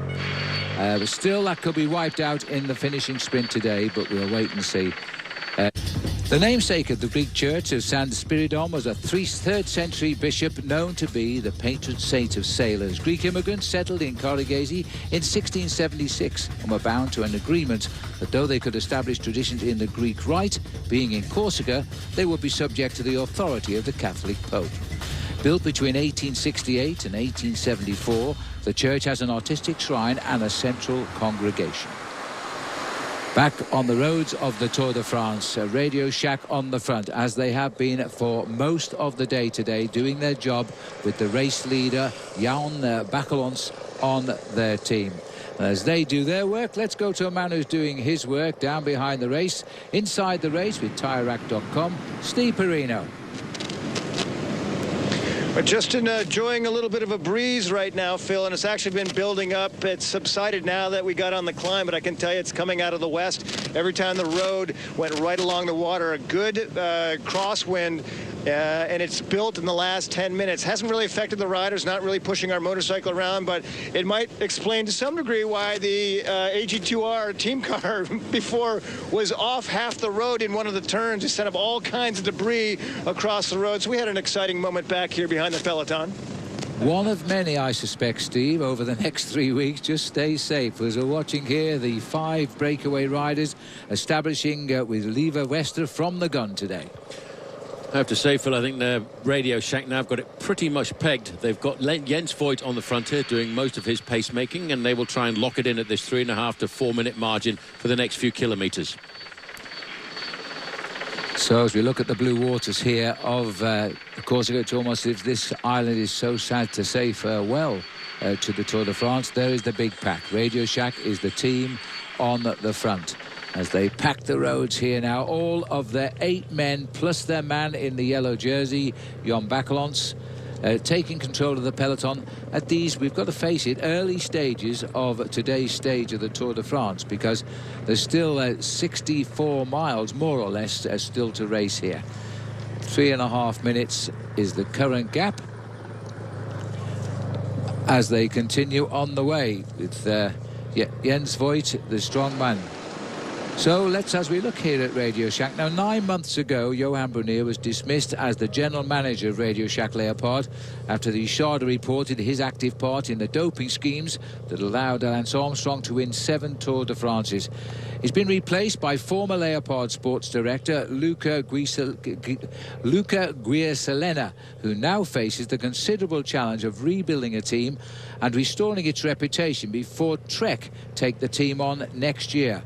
Here's more with First Endurance.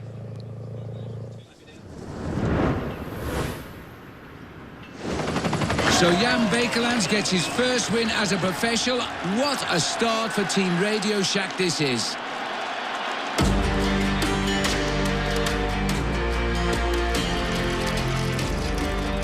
The image of the team for our sponsors, and on sports side, the victories has to become the only goal that we have for the season. I shake up the house just because I fix some points, strict points to follow. Jens Voigt is coming up the hill now to the applause of the crowd here. He's won it.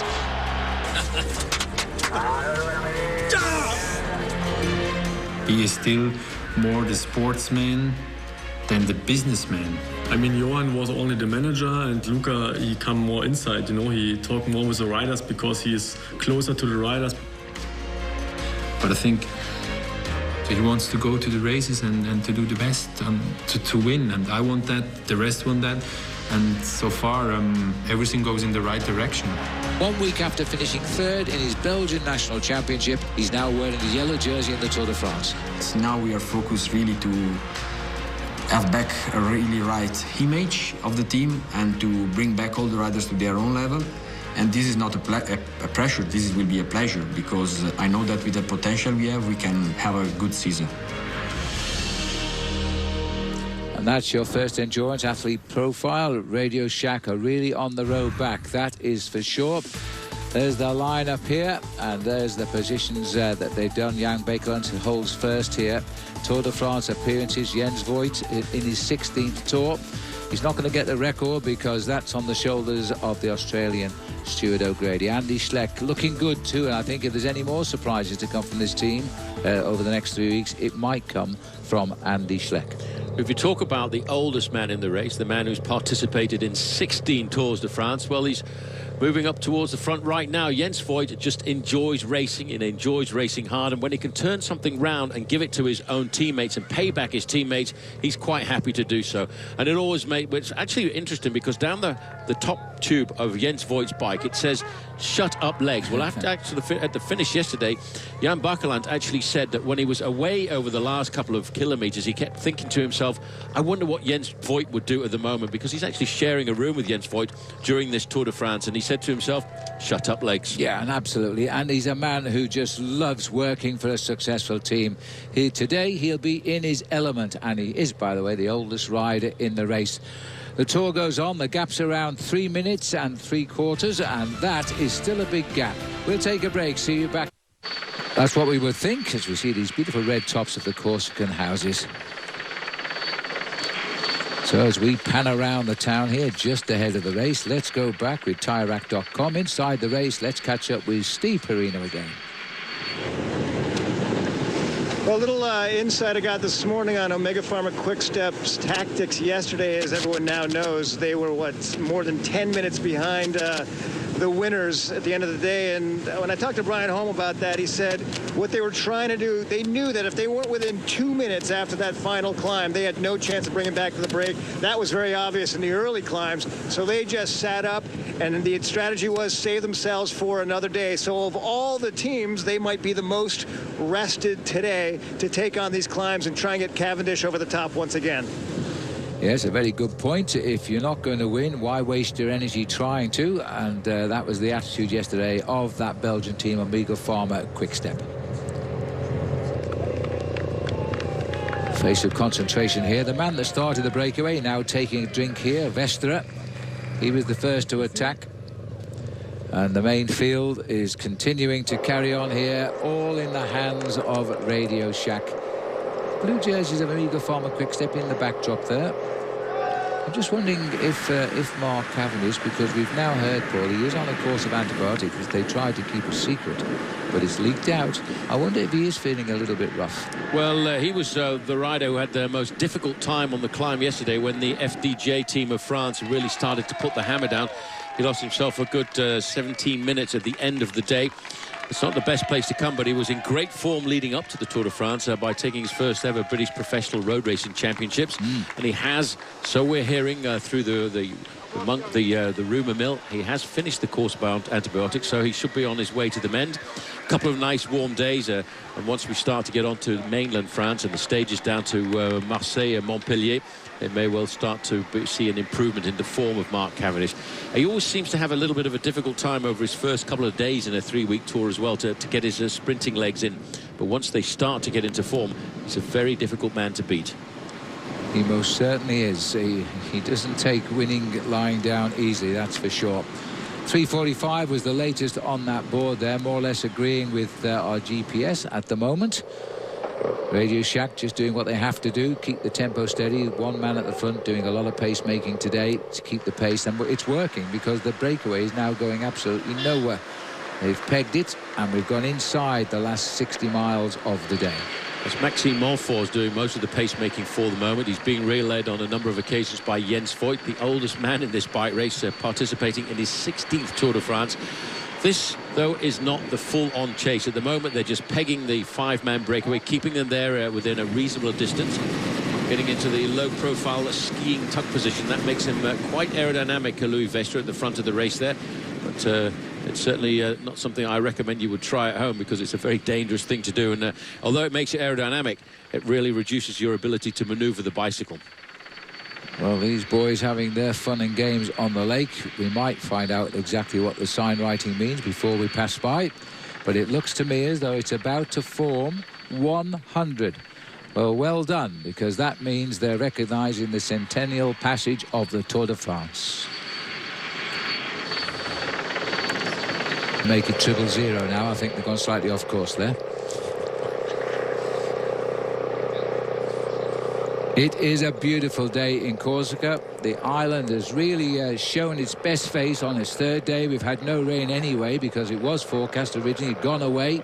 Team Radio Shack are carrying along the man in the golden fleece, Jan Bakelants. First time in the Tour, first time a race winner yesterday, first time in yellow. There he sits in the centre of the pack. But you know, for the British riders, Paul, this hasn't, apart from David Millar, who sits in second, you've got the problem with sickness possibly by Mark Cavendish and the bad injury at the moment to Geraint Thomas. Well, we're looking around the fingers of this beautiful island now as we've started 3 days we spent here on the island of Corsica, but of course soon into the mainland, and at the end of it all roads will lead to Paris. Come inside the race. Steve, where are you, maybe? We are on this descent. Road started to narrow. Things are getting a little dicey, and I was trying to get some intel for you, Phil, before this all started with Saxo to find out why they went to the front. And I talked to the team director. He rolled down his window. He was very kind. I asked him the question, what's the idea there? And he rolled the window back up. But the guy in the back had his window down, so I decided I'd just ask him. And he said, I don't really know. I'm the sponsor, but I am paying the bills, so maybe that's the reason. Yes, they're not going to give it away too much, I don't suppose, but it certainly changed the face of this race because the leaders are now down to inside 1 minute and are being chased down. And you can't see the pictures we can see, Steve, but this road now is narrow, and I think this is the reason, because the top teams have ridden the course before today. They know from now on these roads are very, very narrow. So now we know why, Paul, they were chasing, because just take a look at the nature of the roads now. Totally different terrain here. No, it certainly is. As we make our way through this magnificent backdrop, which is made up of not only volcanic rock, but also of pink granite rock as well. These riders, a lot of them, Phil, a lot of the big names came down here to have a look at this route when they came to the Criterium International in March, I have to say. They realized that this could be tricky, and it is very tricky indeed. Well, they've got to be careful now. There's no way they can overshoot these bends, because you need a parachute if you do, as these riders start to twist the way. And this is only the start of it, because it's not just the roads themselves. We go on to quite a steep second category climb, which comes just before the finish, with about 8 miles, 13.5 kilometers to race down to the bottom. So a lot of tactics now, and this is why, you know, the yellow jersey could go on one of 93 riders here today, because only 1 second separates them. Yeah, looking down at this area here, this is again one of the incredible UNESCO World Heritage Sites, which in the background there you can see Porto Bay. A lot of these cragginess and a lot of the erosion here has been caused by the variations in temperature and humidity. A lot of it by the spray up from the Mediterranean combined with the strong winds, and it makes almost a lunar landscape. Well, it is totally different from what we've been seeing right around the island this last 2.5 days. Now we've transformed right up as we make our way up to the northeast of Corsica. I know one thing, there's going to be an awful lot of people booking their air tickets for a holiday here once the Tour de France has passed by, which I suppose is the nature of the game.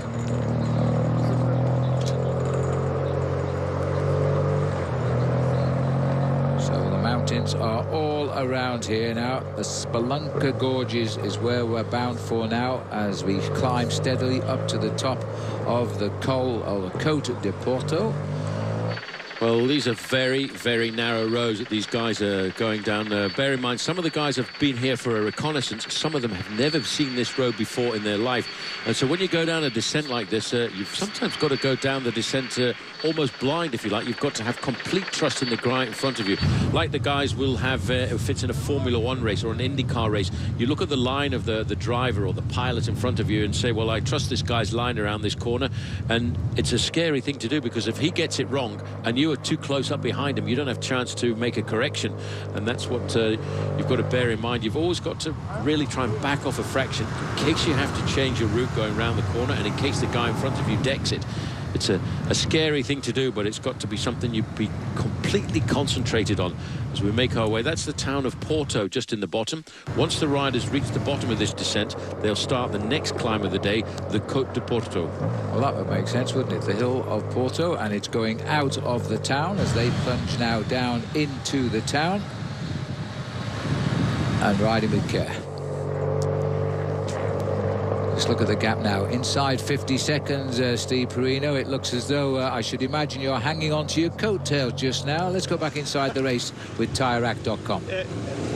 2 hands on the back of the bike is what it is. And on that descent, I don't know if you were able to see it, but apart from how narrow the road was, the rocks would actually overhang into the lane. So if you decided to take the inside line, it wasn't so much what was beneath you, it was what it was above you. But obviously everyone threw clean, but you got to keep your head down, it seems, in this game. Well, you remind me of a tale there, Steve, because back in the mid-1970s, a Dutch cyclist, Henny Kuiper, who was lying second in the Tour de France, actually hit his head on an overhang coming down a mountain. The result was, of course, he was out of the Tour de France. So it can happen. Now, watch the way they brake hard on these corners. Those rims are going to be red hot down here. They really are. As they just checked that bike on the way down, and a little bit wide there for Mr. First Timer in the Tour, Ville-Maroz. He's got himself back into the line.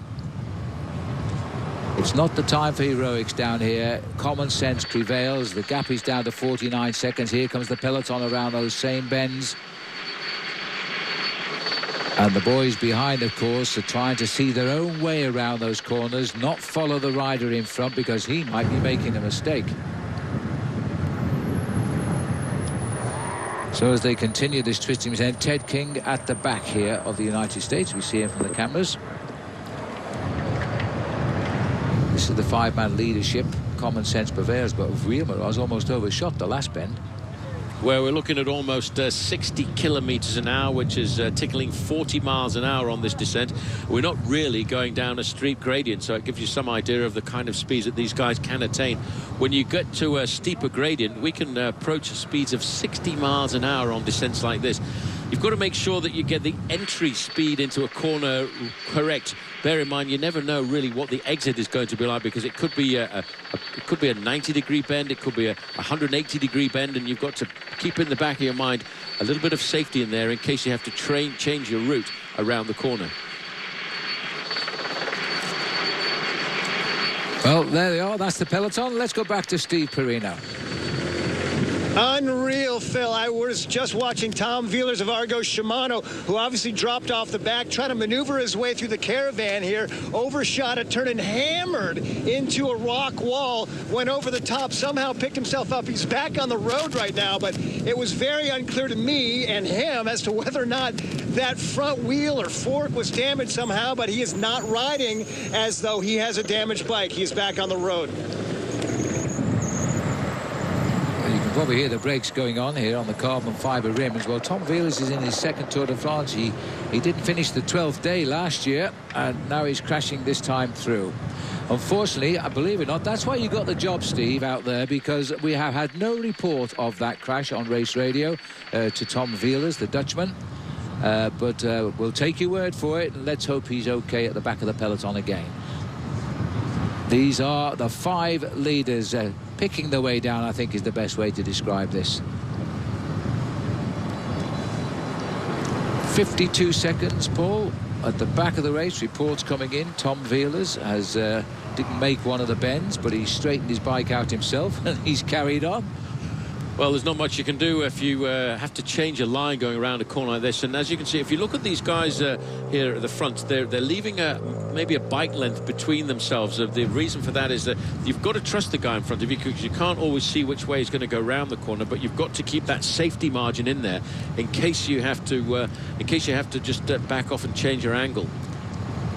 Watching Geraint Thomas here on the way down now as he continues. He's all right. He is injured, and he's just following wheels down the mountain, keeping out of trouble today while he builds back up. But if it is true and the x-rays are showing a very slight fracture of the pelvis, well, I don't know where that leaves him, quite frankly. Well, it depends where it is. It depends how it is. I'm not a doctor myself, Phil, but all I know is that if you've got a fracture of any kind in any bone in your body, it's going to hurt. And it takes a while to heal. These 5 riders are speeding into the little town of Porto, and then we climb out on the Côte de Porto, which was the third climb of the day, the penultimate climb of the day. It finishes with the giant Col de Marcelino, the second climb of the day later. So they're on the way down. The 5 names, Gauthier, Minard, Clark, Vesta, Wheeler-Moroz are the boys in the breakaway. They'll continue going down to Porto. Will they be clear when we get on to the climb itself? We'll find out soon. 183. They will go back to the rear of the field. This is Mark Cavendish now. He's got the teammate to guide him for company there. He's got Jerome Pino just in front of him. We'll go back to the action here. Can Simon Clark? There's a little support for Jack Bauer, the New Zealand first-timer in the Tour on the right of the road there.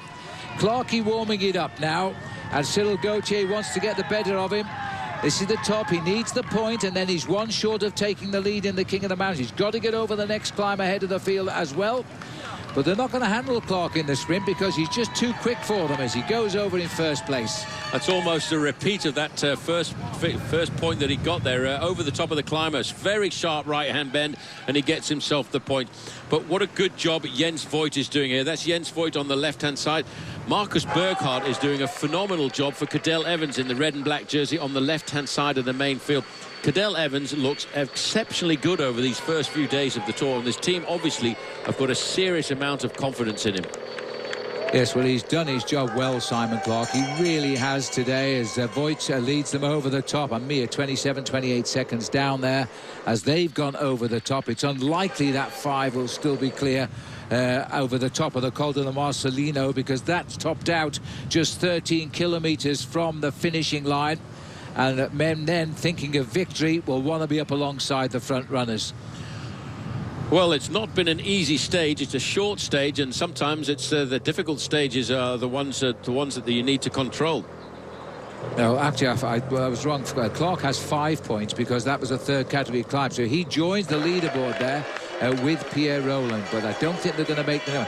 Just over the back there, just a few seconds off the tail for Mark Cavendish. He might well chase down and get back in the pack here. These guys are going absolutely crazy here on the descent. Well, Simon Clark, if he can get himself a single point once they go over the Col de Morsalino, then he's got a very good chance of getting the lead.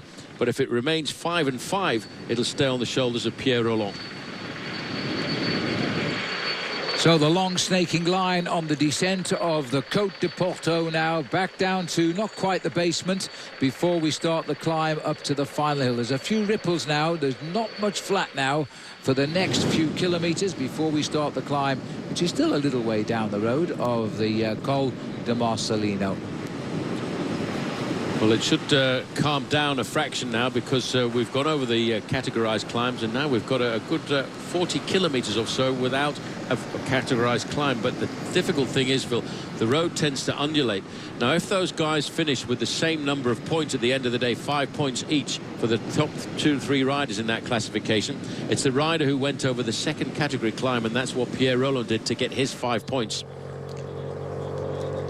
Blue waters persist down off the shoulders of the riders. This is the Girolata Gulf, and over to Paul Sherwin. Again, cited as a World Heritage Site in 1983. Just at the entrance to the bay there is a port which was put in 1552 to protect the fishermen and passing tourists. It was built for defensive reasons and fortified. If we get a chance to see it, you'll see it's a polygonal bastion wall around it. And it was restored well in 2008. Yes, I'm just thinking, Paul, in fact, they're saying that it's the rider in the King of the Mountains who has won more climbs than in the others. So and it's going to be equal again. So they'll have to keep counting back to find who will pull on that polka dot jersey tonight. Because you've got 3 riders now with 5 points. Pierre Rolland heading up the board there. Simon Clark is the most recent winner. I think they might give it to him, but we'll see. All come out in the wash. He may well be the man in the polka dot jersey tonight. We'll see. As we look here at the field now, resting just a little bit. They're onto the narrow roads now, so they're not racing you too much. And you can see the white jersey there is Michael Kwiatkowski, the Polish rider. First time in the white jersey for him. Just peeping into our picture in the centre there. He got that lead in that young riders competition yesterday. It's for riders under 26 years of age. And there's a lot of big names qualify for that too. So we'll see what happens as that unfolds, including Peter Sagan, if he can get himself up the overall classification. 57 seconds. It's gone out again.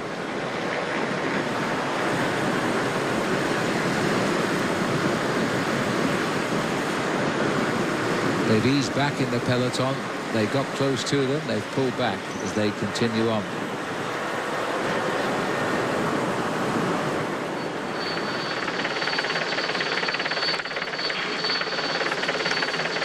Creeping out now, almost 1 minute.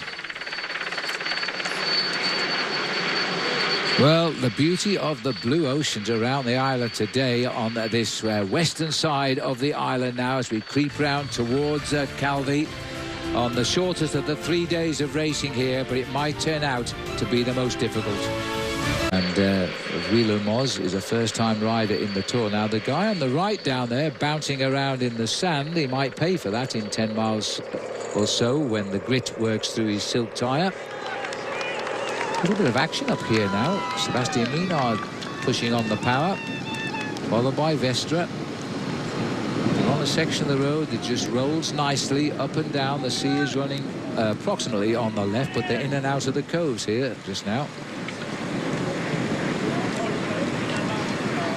39 seconds. All of a sudden, Paul, is beginning to plummet down here. They may not. To the climb, you're probably right there, because the start of the categorized part of the climb is 3 kilometers, but I make it 10 kilometers before they actually get that little banner that says you've only got 3 kilometers left to go to the top, but there's definitely 25 kilometers left to go to the end of the race. Yeah, it's just over 15 miles left to race today, and we've had only 5 men out front the whole day, taking all of the pressure.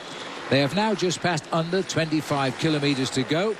The gap officially is 38 seconds. Radio Shack and that one man himself, Jens Voigt, tapping out the rhythm relentlessly. It's now beginning to tell on this breakaway as they speed over what is probably an overflow from the Mediterranean on occasions when weather is bad. It's dry today. This is called Le Fango. Fango River. 2B.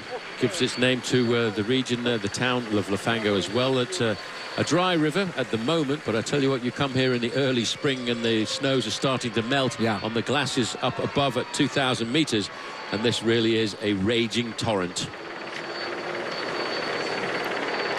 Just look at the speed of this peloton now. Radio Shack are now beginning to change partners at the front down there. Picking up the tempo, 36 seconds the gap, the long thin line behind the bulging end of the peloton. The arrowhead is forming as the chase begins, and if you look right in the distance there, the entourage is the following vehicles behind the 5 leaders, so they are closing in at the moment pretty quickly. In fact, another second chipped away.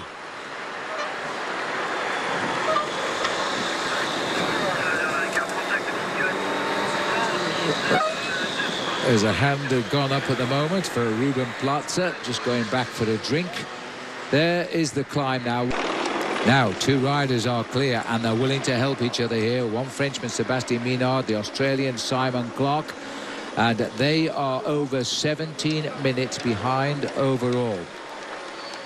So as the peloton speed on, if they pick up those other 3 and they run together, then we might see Jon Bakelants keeping yellow tonight. Roland, the leader of the King of the Mountains, across the gap to try and link him up with Simon Clark. And if Roland beats Clark at the top of this mountain, he will keep his polka dot jersey. And here he comes. Well, that's the move anticipated, and this is a man, Paul, who announced in the papers he wasn't interested in defending his lead in the King of the Mountains. Well, Pierre Roland has now contacted Simon Clark, and Simon Clark's heart must have hit his boots then. Well, they've still not got to the 1 kilometre to go sign, and I have to say Pierre Roland may well not be thinking about winning the King of the Mountains competition over the full 3 weeks of this bike race, but if he can go into the team time trial tomorrow with that polka dot jersey on his shoulders, I think he'd be quite pleased with that. A little bit of trouble now after heavy work. This is Tony Galopin, the sprinter on Radio Shack, is now dropping off after a day's work at the front.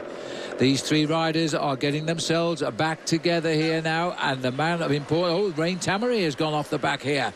Champion of Estonia also cracked on the climb with the infight initially for the King of the Mountains. Clark has been left behind by Pierre Rolland, the leader of the King of the Mountains classification at the start of the day. There is the 1 kilometre banner, just 1 kilometre too far for Simon Clark, but what a brave effort. Really brave, and he did exactly the right thing. And if you notice how small the peloton of the Tour de France has got on this climb, there's probably 60 riders left now, and that is all. And Pierre Rolland, who finished 10th in the Tour de France and won the white jersey 2 years ago, is now looking to increase his lead in the King of the Mountains. Well, a rider from Euskaltel-Euskadi is coming across the gap there. This is a great move by Pierre Rolland. He looks very, very comfortable. You're looking at a man here in the polka dot jersey, by the way, who's a winner of the stage of the Alpe d'Huez a couple of seasons ago. Simon Clark has been left behind by the leader of the King of the Mountains, Pierre Rolland, but he made a good move. He was in that breakaway from very, very early on today. Unfortunately, virtually 132 kilometres he's been up front, and now he's been caught and dropped by Pierre Rolland, who's chosen the last climb of the day to pounce. He's now moving away on his own as the summit approaches here. It's not the end of the stage, by the way. It's only the last climb in Corsica. Then it's the long, fast descent down into Calvi as they've put Clark back in his place. He's got to hang on just for half a kilometre, and then he should finish with the bunch down in Calvi. He won't be too worried about that. The headwind that we've heard about blowing, you can see it in the Union flag of the UK there. It's coming right down the mountain, so that might hurt the riders as they try to push it on over the top. Well, this is the man who was the designated leader of Team Europcar at the start of the day, so obviously with the legs that he showed us over the last couple of days, he is in fine form and he's prepared to fight for the title of overall winner of the Tour de France this year, although he's using a few little bits of extra energy there. Edvald Boasson-Hagen, number 2, moving to the back end of this pack. Now, that's a little bit of a surprise to me. Yes, surprise to me too, because he may get back, of course, on the descent. He's nearly at the top of the climb right now. A lot of riders will rejoin. This rider, though, has done all he needs to do to keep his lead, and he could double his advantage now. There's 5 points at stake at the top of this climb. He's got 5 already. That'll give him 10, which means the 2 second category climbs we've contested on the island of Corsica have both gone to the same man for the moment, but we'll see it. We've got an attack from Belkin. Well, this is a big move now coming out of the main pack, and this is a very difficult climb. We expected it to be. There's 13.5 kilometres to go to the summit, from the summit to the finish, and there's a little bit of a tricky descent over the top of this climb. I don't think that was Bauke Mollema, but it could have been from the Belkin team, who's just launched an attack, and he might well reach him if he can. As they see now the crowd cheering on Pierre Rolland towards the summit. It could have been Lars Bohm, that. Well, there's the 5 points that he was looking for. He's doubled his points score there to 10. And I think he'll probably sit up now and wait for the main field. Well, they're continuing. This is Vandenbroucke now from Lotto, who's also pushed on the pedals. There's the Belkin guy gone over the top. I think it's Lars Bohm, and if it is, he's done a pretty good climb to get up over there in second place. And just 17 seconds, the closest they've been to the leaders of the Tour all day. Now, this is where they've gone over the last climb of the day. Now it's the long miles down to the finish in Calvi. But a quick look at this man we saw the other day, Phil, that he's a very good descender. Gets himself as low down as possible on the bike, twists out the knee a fraction just to lower the centre of gravity, and throws himself into the corner. It's a tall ask to survive a charging main field over the last few kilometres, the last few minutes of a race like this one this afternoon here in Corsica. But he is trying to get France a little bit of glory. So as we're seeing the riders come over the top at the moment in ones and twos, now comes the big chase. The risks now will be taken as they try to scream together on the descent here now.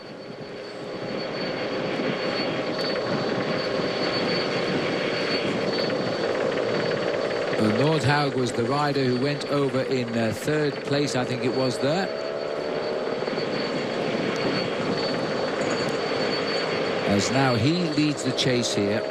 We're followed by also the Euskaltel rider Nieve, but I think he'll be picked up. He's the second rider on the road. Nordhaug is the third rider on the road. And he was the rider from Belkin. Next man to come to the front is Sylvain Chavanel. Chavanel a little bit upset yesterday. He thought he got so close to a chance of getting himself the victory that he's going to have another crack at it here this afternoon. And Chavanel not only is a strong rider on the flat, but he's a very good descender. But just look at this now as they all come together. Now we're on the descent as the riders lock on. Looking at the leader on the descent as he's gone over the top, Pierre Rolland. He's happy with his day. He's doubled his lead in the King of the Mountains to 10 points. He's now wants the stage win. What a conclusion this would be to 3 days on the island of Corsica. A Frenchman winning and a Frenchman leading in the King of the Mountains. Well, he's got 10 seconds advantage over a small group of chasers, 15 seconds over Sylvain Chavanel, who's moving away from the yellow jersey group this afternoon. And Pierre Rolland is taking all kinds of risks around every one of these corners, hoping it will stretch out his advantage by a second here and a second there.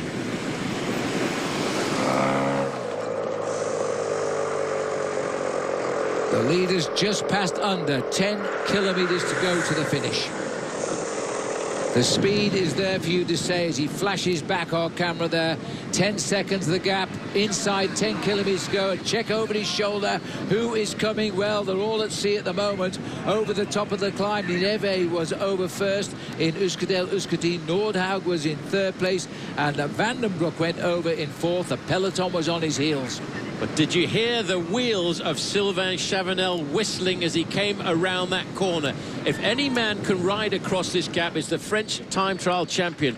He won that title for the 5th record time a week before the start of the Tour de France, and he is on fire, stinging a little bit yesterday by being in a winning position and missing out. Today he's trying to put himself back into this place.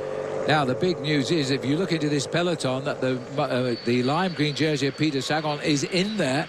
If they bring this race back together, he may get it right this time and take the stage, and with it, but perhaps the Maillot Jaune. But remember, he's got to get a 1 second gap over the current leader of the Tour. And Bacalance is still in there. 15 seconds is the spread. Well, Sylvain Chavanel has caught the two guys who were chasing Pierre Rolland, and he's gone straight by them on his own currently. He's trying to make the junction with the Pierre Rolland. Look at that. Here is Sylvain Chavanel. Wow. He is storming across this gap. He tried to celebrate on his birthday yesterday. He failed 400 metres from the line, and now he's going again. There's nothing like being a day late with the present, is there? Well, look at this. This is the time trial champion of France. He's a former road racing champion of France, but he is a fighter. He's a real bike rider, Sylvain Chavanel, and he wants to get himself a stage victory in the Tour de France. A couple of years ago, he had the yellow jersey on 2 occasions, and he lost it, and he got it back, and he won 2 stage victories as well. And this afternoon, he's looking to try and get himself that victory, and the day after his 34th birthday. Well, he's got himself into his rhythm. 5 times the champion of his country in the time trial. That in itself is a record. Now he's trying to get in amongst it and run them down to the finish. There's still nearly 8 kilometres to go, 5 miles. The Tour de France now is in angry mood. Take a look at the Orica Green Edge. They played the card with Simon Clark. It almost worked. Now they're trying to drag Daryl Impey in for the sprint victory. Well, this is a 4-man leading group, 7.7 kilometres to go. But I tell you one thing, Orica Green Edge could well be dragging Peter Sagan up to a stage victory. There's Alberto Contador over to the right-hand side of the field there in his yellow sunglasses. Well, remember, there's only 1 second that decides the destiny of yellow jersey at the moment. These riders in the front could take the yellow jersey away from Jon Bacalance. So they've got to close this gap down. There's obviously a time gap there. 9 seconds would be well clear. And there'll be a new leader tonight. And there's only 7 kilometres to go. Yes, it's going to be hit and miss as to whether or not they can organise it. They need to organise a chase. Currently, there's only 1 rider from the team Cannondale on the front doing the pacemaking, where you've got 4 dedicated pacemakers in that leading group of 4. It's not very much at all, and they have yet to get to the outskirts of town. You can see Pierre Rolland on the front, followed by Sylvain Chavanel. Just on the back of that group as well is Nordhaug, the rider from Team Belkin. This is really pushing it to the limit. The other rider in there from Euskaltel is Nieve Utarud. Yes, and Nordhaug, he's a Norwegian rider, Lars Petter Nordhaug. Last year he was riding on Team Sky. Now he's riding on the new team of Belkin, and he's in the move. The arrow has formed perfectly in the chase. These are the chasers: Roland, Nieve, Chavanel and Nordhaug. The spread is 9 seconds. All they need is to win the stage by 1. Yes, but 6 kilometers to go. That's 4 miles of racing. At speeds like this, it's going to take them around about 8 minutes of effort to get to the finish line. Not one of these riders has become a passenger. Got to take your hat off, though, to Sylvain Chavanel. He was in a winning move yesterday and just missed out. And today he's looking to create a winning move again. But I think with the number of sprinters who are in that group behind, the Impies from South Africa, the Peter Sagans as well, there should be some organisation. They won't want to make the mistake they made yesterday and allow the breakaway to survive. That was a brief glimpse of 59 there was Thomas Vauclair. He looks as though he got a bit of cramp as he sits at the back, but he's up here. Radio Shack have now been swamped a little bit here. They're going to hope the other teams will chase for the sprint victory and close it right down and keep their man, Jon Bakelants, in the lead. 9 seconds, it's still in there, Paul. It is really touch and go at just over 5 kilometres, isn't it? Well, 5 kilometres, 3 miles, 7 minutes of effort is all these riders require. And it's holding at the 10-second margin. I would have said yesterday that the breakaway would have got caught on the run in towards a finish. I'd have been wrong. Today, I still think this breakaway will not survive, but it depends on the way the guys in the main field react. If they leave it up to Team Radio Shack, well, they may well miss out. They need to combine their efforts because these men are really flying at the 5-kilometre banner. Well, we're just running on the shoulder of the airfield where they'll all be flying away from in about 2 hours' time and saying goodbye to Corsica as they go under the 5-kilometre banner now. Radio Shack have also got themselves back up front as the planes get ready to take the Tour de France away. The Tour de France is ending in style here. They will eventually turn right, and it's only a 480-metre sprint from the last turn to the finishing line. And Orica Greenedge are determined to get a result today. They're now hoping they can take their sprinter like Daryl Impey to the line.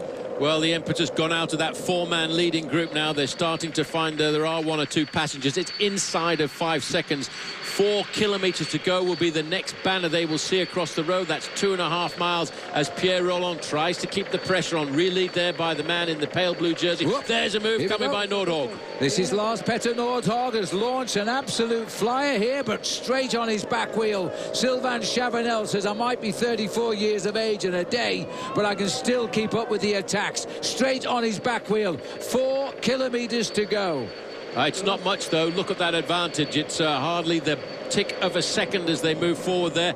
The main field are hovering. Chavanel knows he's in a situation where he could possibly survive this afternoon, but when you look over your shoulder like that, you know it's over.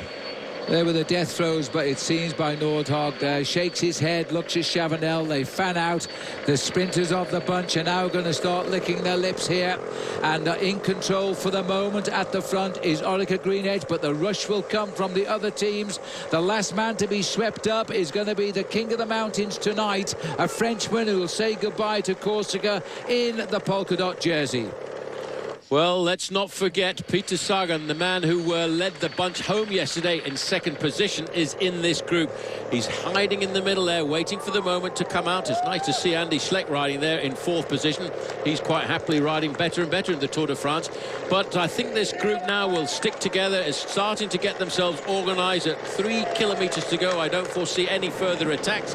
We will start to get the organisation I expect coming from Peter Sagan. Well, I think this is the flattest part of the island now. There's no more hills. They'll race along this flat road. There will be a rather tricky final right turn, about 450, 500 metres from the line. The sprinters will want to be in the first 4 to 5 places around that last end.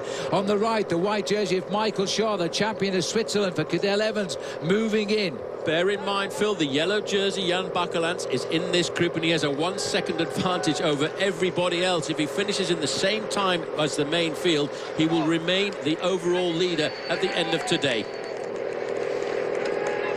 Well, the riders now fighting for position here. Michael Kwiatkowski is moving in that white jersey as the best young rider. He's about 4 riders back on the right. This is another Argos rider. This might be somebody, well, it's not Tom Veers. It could be Tom Lisa who's launched an attack here for Argos. Well, The organisation now coming from TBMC on the front. We're now at 2 kilometres, 1.2 miles to be exact, to go to the finish, as Argos Shimano looks under his elbow there to see where is the main field. Well, they're hovering, waiting again for the moment to pounce, but this is how the victory was taken yesterday. Around the tight right-hander here, but this isn't the one I was referring to. There's another one still to come. Sagan up into 4th or 5th position in the lime green jersey, the champion of Slovakia. He's got a teammate in front of him starting to lead him out. They do not want to make the same mistake they did yesterday. Well, the only man I can think about as big as this is Johannes Freulinger here, but they're saying it's Tom Dumoulin, and he's in his first Tour de France, this rider. He's lost 12 minutes, so he won't be racing for yellow, but he would be racing for an incredible stage win, and the second in 3 days for the team Argos Shimano. And he's got himself a gap as well, but there's still this final right-hand turn to come in about 500 metres time. 1 kilometre to go. 1 kilometre to go. This could be the Tour de France of surprises that we've been expecting over the last couple of seasons. But look at the main field now. They're starting to pick up their impetus. There's one more bend to make. They're up into 2nd position.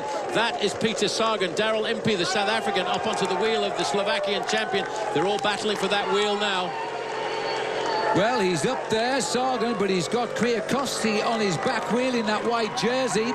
And now it's all over. Now Sagan has never had a better chance all these 3 days. This is the right-hander. There's just 500 metres to go. They've got round it safely. They'll line up for the finish now. And Peter Sagan is in a perfect position. Peter Sagan there sitting locked in the wheel of his teammate. He's just waiting for the moment when it would open up. But Orica Greenedge are taking over control now to try and set it up for Daryl Impey. Well, I think they're setting up for Simon Gerrans, who's tucked in there at the moment as they open up for the line now. And Sagan is lining up to come as well. Sagan going to the centre of our picture here as Peter Sagan is now going to win his first stage of the Tour de France as he hits the line. And that is how you say goodbye to Corsica when your name is Peter Sagan. He's promised for 3 days. He delivers on the last. Well, that was very, very close indeed, I would have to say, Phil. They are saying that it's gone to Simon Gerrans over the race radio, but I think we'll have to wait until we see a photo finish on that one. Well, that was a terrific finish by Gerrans, a perfect lead out for him. Maybe the photo will tell him, and surely Simon Gerrans has got it on the photo. He has come up to the line on the inside, and after a terrific day, Orica Greenedge on the photograph has won with Simon Gerrans. Well, this is a man who in the past has won Milan-San Remo. He's beaten Alejandro Valverde in sprint finishes in the Santos Tour Down Under, but this was a move by Sagan to try and get it, the lunge for the line. I don't think either rider there knew who was the first man to cross the line. It was so close. Gerrans used all of the experience that he's got. There it is, there's confirmation. There is absolutely no doubt about that. His 25th win as a professional, his 4th this year. Simon Gerrans has delivered for Orica Greenedge. This is what they wanted. They wanted a stage win in Corsica, and at the very last chance, they got it. As it was a perfect lead out, and Simon Gerrans, he is a sprinter and can produce amazing sprints when it suits him. This is his 2nd ever stage win in the Tour de France. He's won stages in all 3 Grand Tours, only 1, but now he's got 2 in the Tour de France, just pepping Sagan, and Rojas was the rider who crossed the line in 3rd place there. Well, Simon Gerrans is a rider I've watched growing up since he was 15 years of age. He comes from a town of Mansfield, which is in the highlands of Australia in the state of Victoria. He lives at the foot of a climb which is identical to Alpe d'Huez, and it's called Mount Buller. And he's been training in that area. Now he's become a real top bike rider again, I might add. Turned pro back in 2005. What a sprint he produced there. Perfect lead out. Well, you've got to say it, Orica Greenedge deserved their victory today. The lead out, the long time they set the pace at the front. The teams all bouncing off the back wheels, but not taking up the pace-making. All day they tried to take it with Simon Clark. So they were very deserving.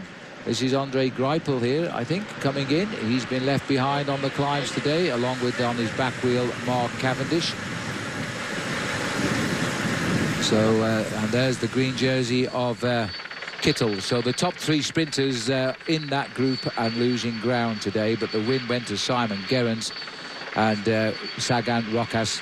And there we are as we move our cameras backstage now. And Peter Sagan, well, he'll be the leader in the green jersey competition now, so he's not without some return today for his 2nd place finish. He'll be a clear leader in that competition as well. So he gets a leader's jersey to take into the team time trial tomorrow.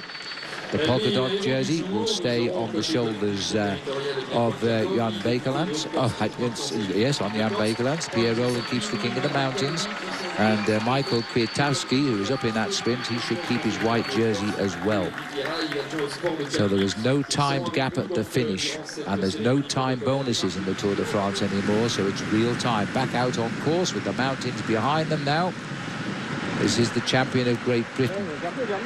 Nothing to show for his 3 days over here, Mark Cavendish. Andre Greipel, once Cavendish's teammate, now they're rivals, as he comes by and does a bit of pacemaking.